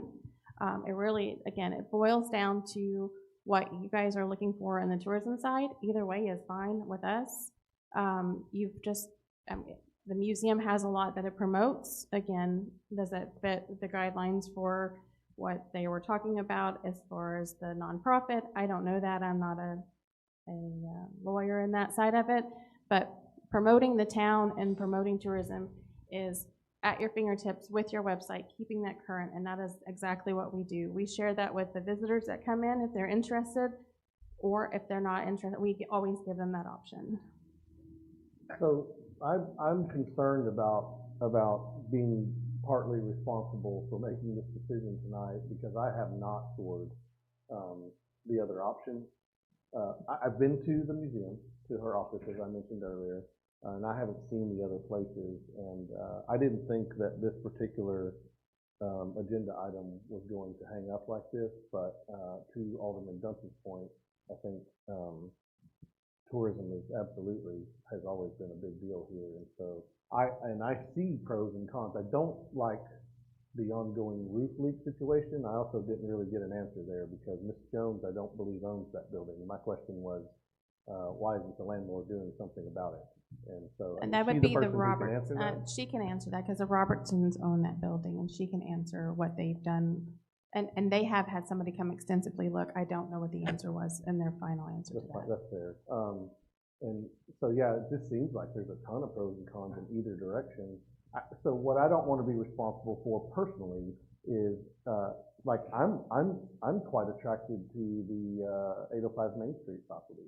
But I haven't walked through it. I haven't either. And I'm just now getting all of this data to analyze from the person whose job it is to do those things. And again, admittedly, I don't know what I don't know about tourism or how to manage all of that. I just know that it's really important here. So I'm sorry to be difficult on this one, but I'm not going to be comfortable making a decision tonight. I'd just like to add to this conversation. Oh, sorry, one more. I apologize. It's okay. Alderman. When does our current lease expire? When does this decision actually need to be made? by? January 4th. So we're out of time. Yeah, I mean, you guys can decide next week. If you want to take a week to go check the building I kind of want out, to just or- go tour it, and then I'll if we can set that up, the tour of the new 805, right? I'm sorry. I'd like to tour 805.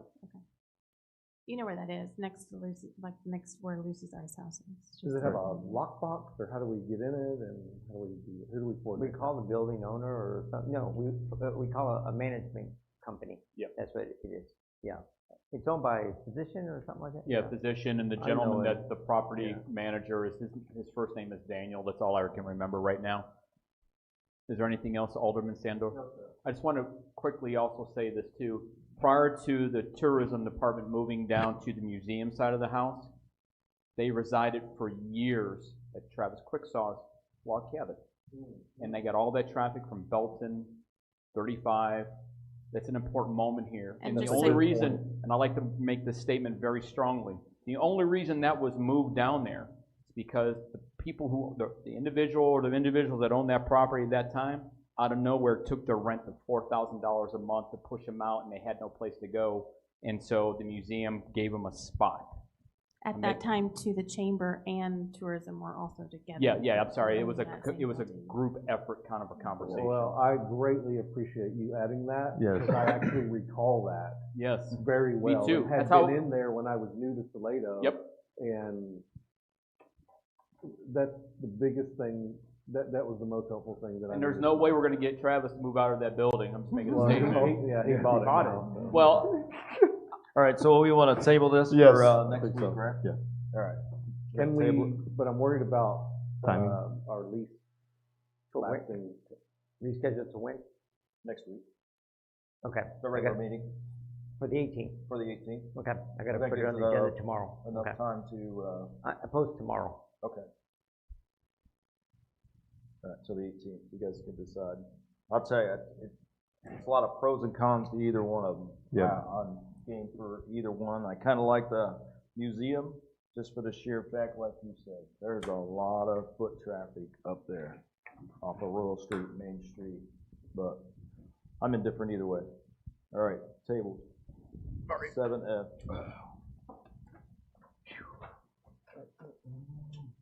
7G, discussion is possible action on selecting a firm to provide audit services and authorizing the mayor pro tem, city attorney, and village administrator to negotiate a contract and enter into a contract for audit services should an agreement not be reached with the selected auditing services firm. The committee is authorized to negotiate with the second firm that submitted their statement of qualification. Mr. De La Rosa. Okay, yeah, as you might recall, the last time we only solicited only 2 statements of qualifications. Happened again this time. Singleton, Clark, and Company PC did submit the first time around.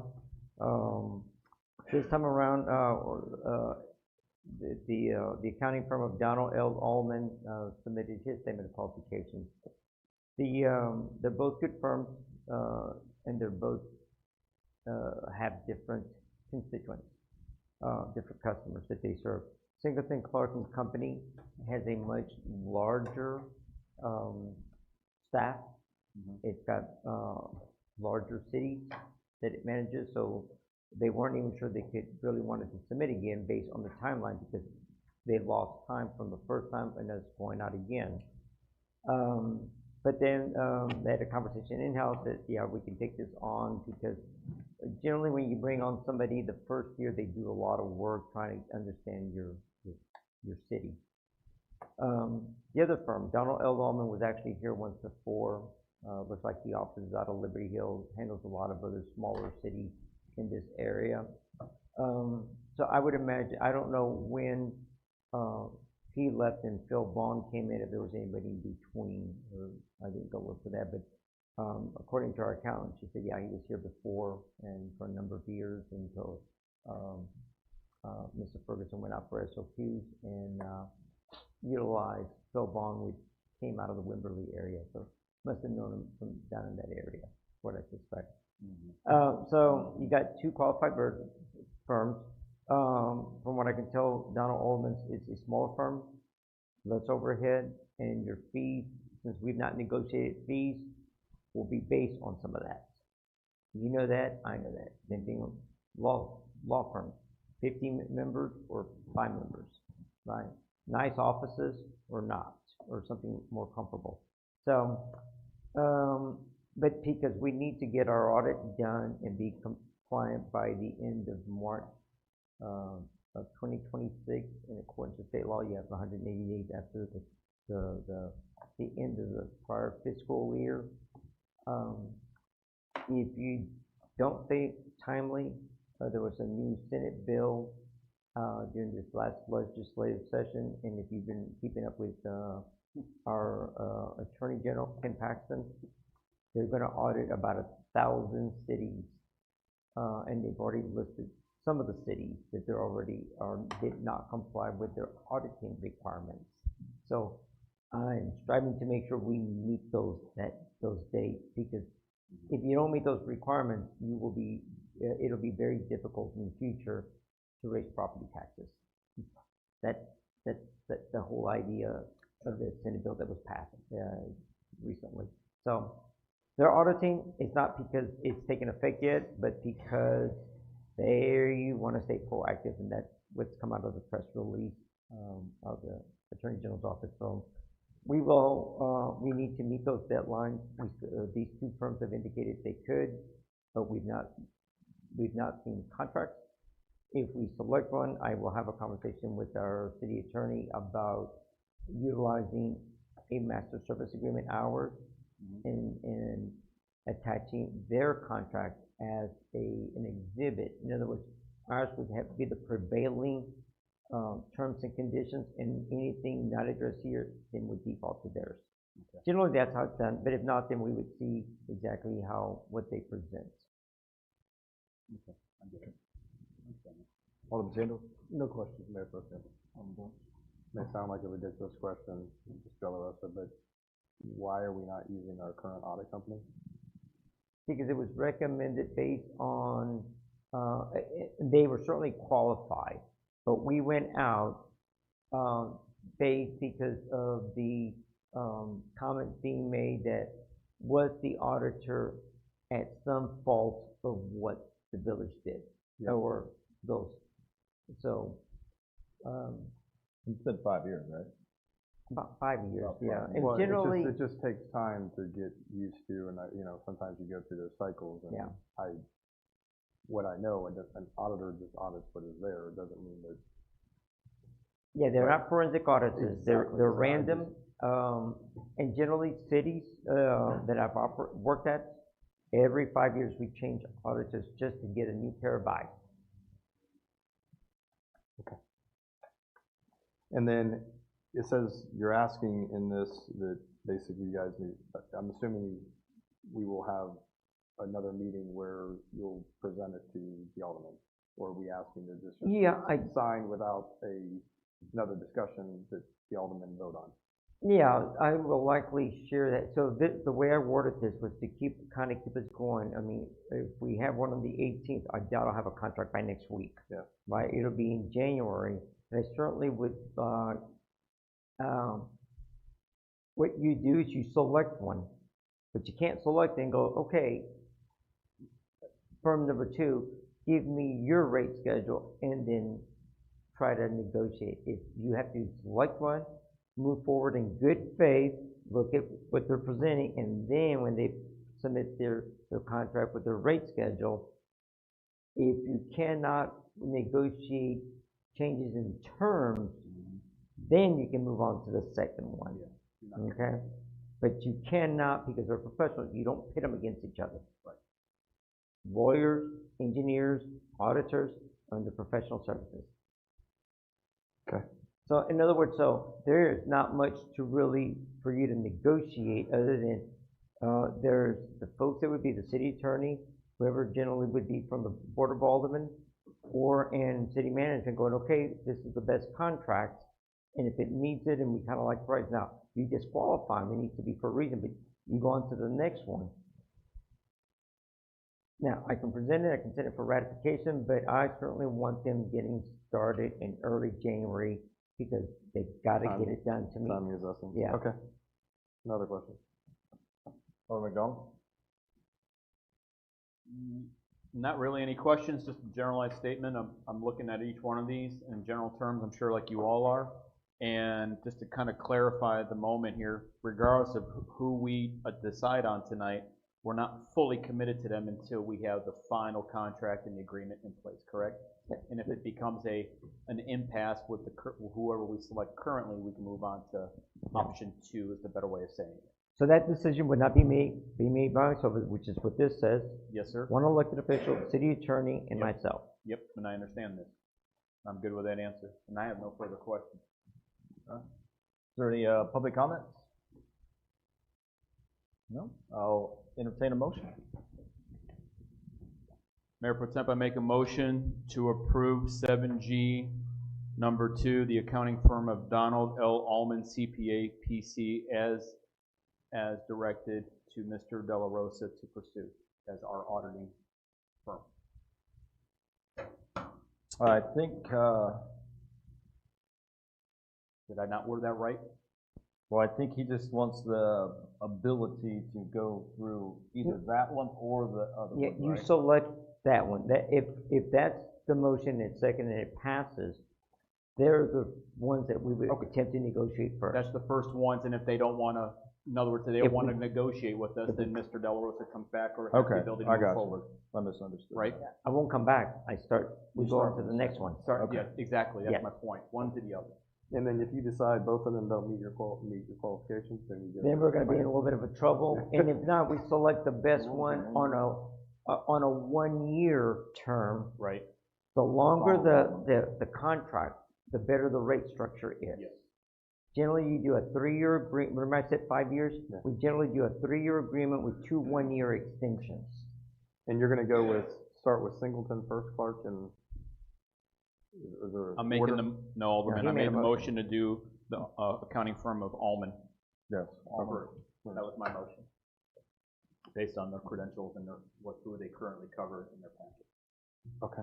All right, do I have a second? I'll second that. Motion is made by Alderman McDonald to nominate the Allman firm to select the for auditing services. It is seconded by Alderman Dunch. Is there any discussion? Question. Question has been called. All those in favor say yes. Yes. Yes. All those opposed say no. Is there any abstentions? That's 4-0. 7H, discussion on changing the start time of regular board alderman meetings from 6:30 to 6 p.m. and instructing the city attorney to prepare an amending ordinance. Mr. De La Rosa. It's a recommendation made by Alderman McDonald, so I'll let him take the lead on that, Mayor Pro Tem. Yep, Alderman, I made a recommendation to move this to move our meetings from 6:30 to 6 o'clock for 2 reasons. One is because it aligns with our P&Z time, which keeps a continuity of meetings for the community as a whole and adjustments as necessary.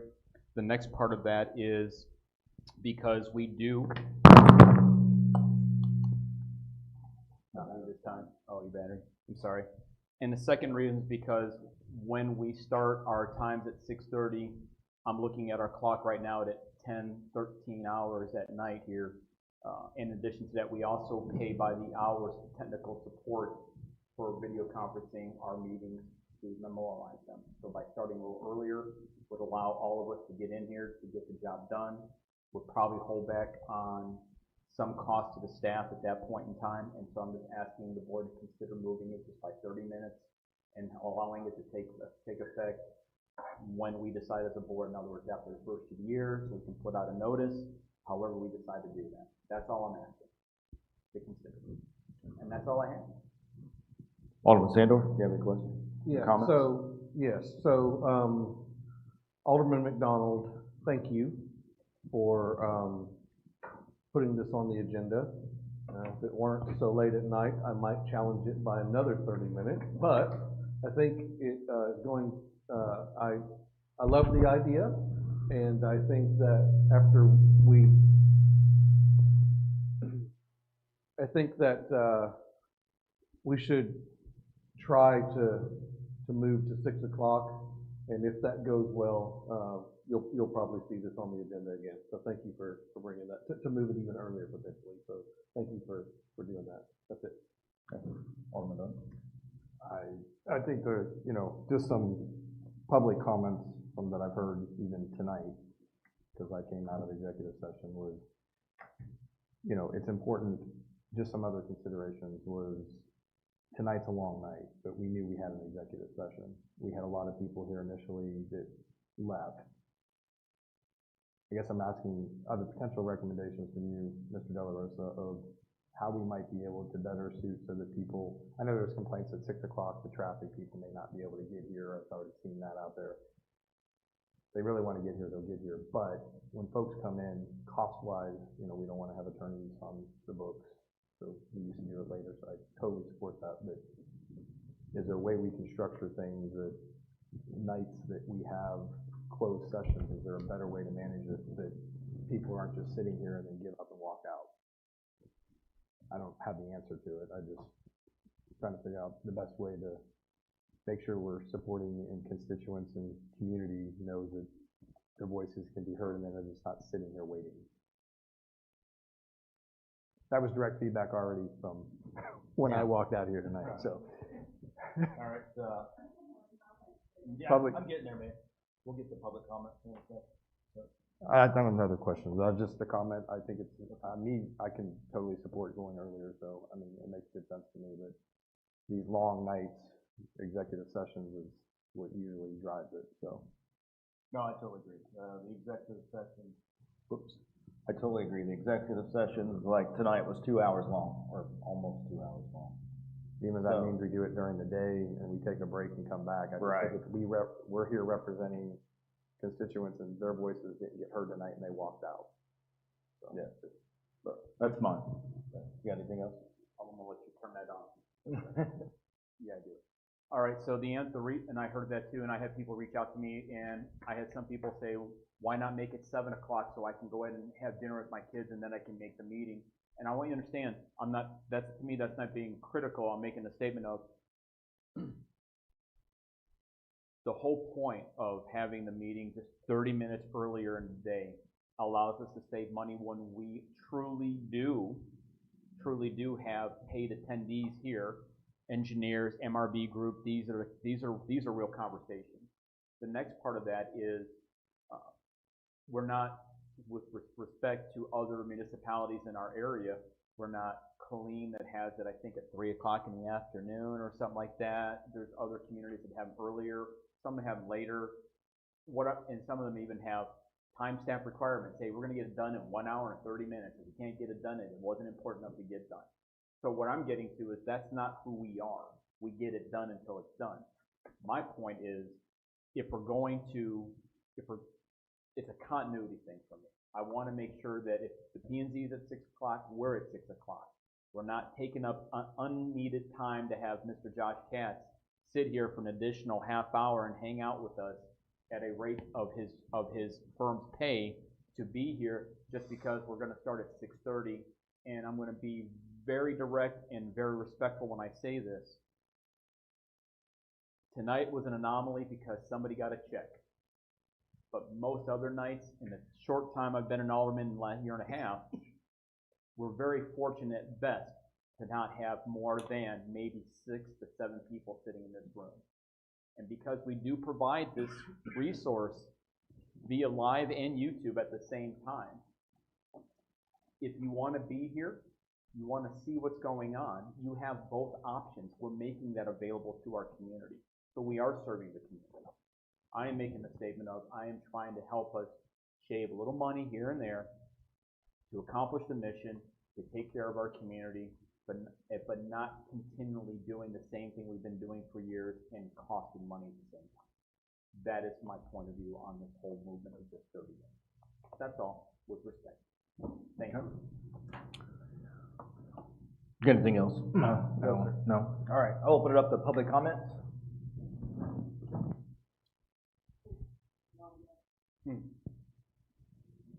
Barry.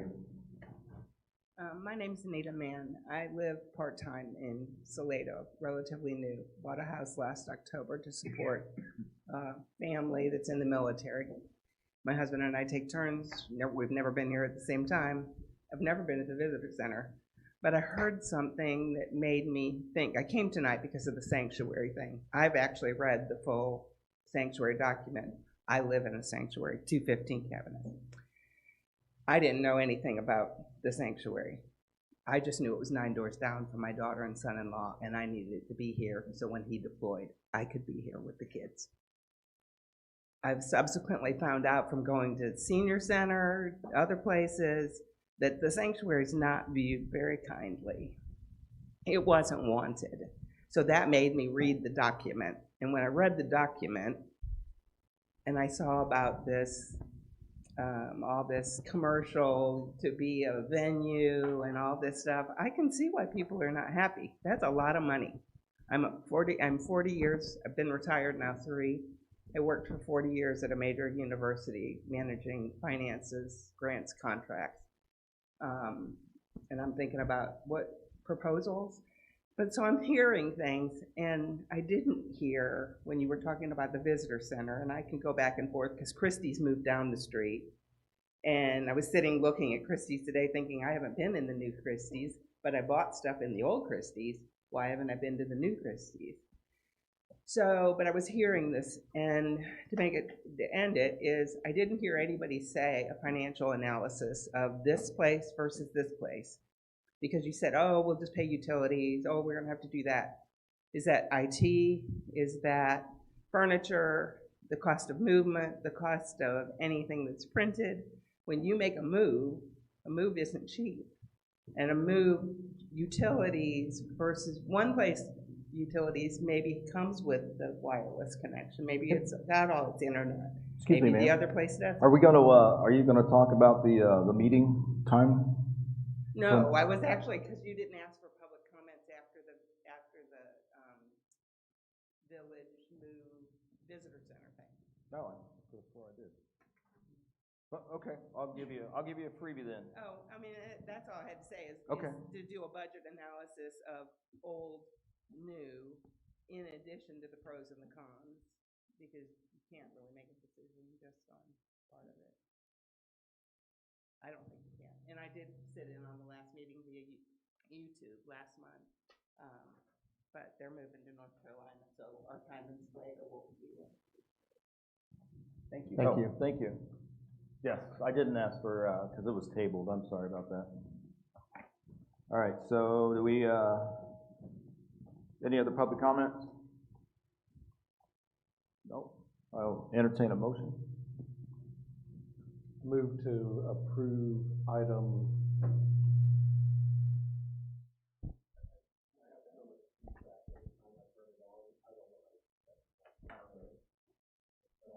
we on 7H? We're on 7H. I'd like to move to approve 7H as written. All right, Alderman Sandor's made a motion to approve 7H as presented. Second. Seconded by Alderman Dunch. Is there any discussion? Question? Question has been called. All those in favor say yes. Yes. Yes. Yes. All those opposed say no. Is there any abstentions? That passes 4-0. Moving on to 7I, discuss and possible action on canceling the regular scheduled meeting for January 1st, 2026 due to the day being a city holiday. Mr. De La Rosa. Okay, since it's a city holiday, I was thinking that you may want to cancel it. You can certainly hold it if you choose not to.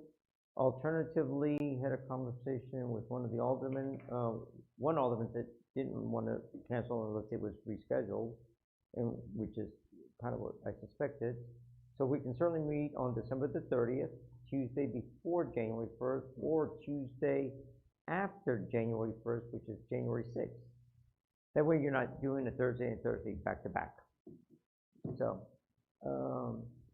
between the 18th and the 30th, I mean, it's almost 2 weeks. So that's why I'm always used to doing it before. So, but again, so those are viable options if you want to consider them December 30th or January 6th, or leave the meeting for, as is for January 1st. Alderman Sandor? So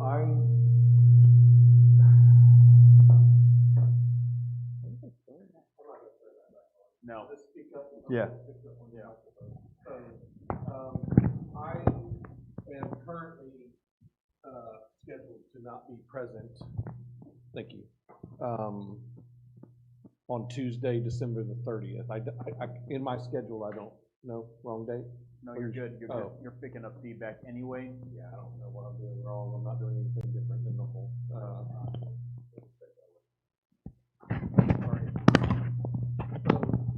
I also would be in favor of not canceling, but rescheduling. Sure. Because I think we have a lot of people to take care of, obviously. So I would ask the board to consider the 6th, being at the 1st, instead of prior to. Okay. Yeah, the action item would still be to cancel January 1st. Right. If you're not meeting on a regular meeting, and then the January 6th would be a special call meeting. Special call meeting, and you would be, and how many of us would have to be here for that meeting to be a viable meeting? At least 4 aldermen to vote on anything. That's an important moment. I'll be there. What day is that? January 6th. Yep.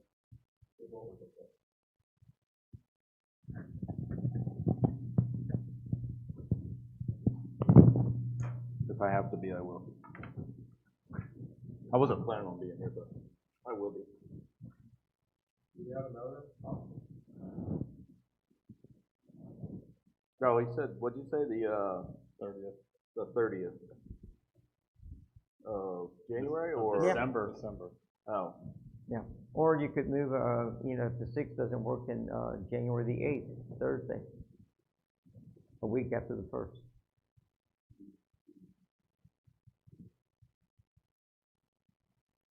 Either way, I'm gonna be here regardless.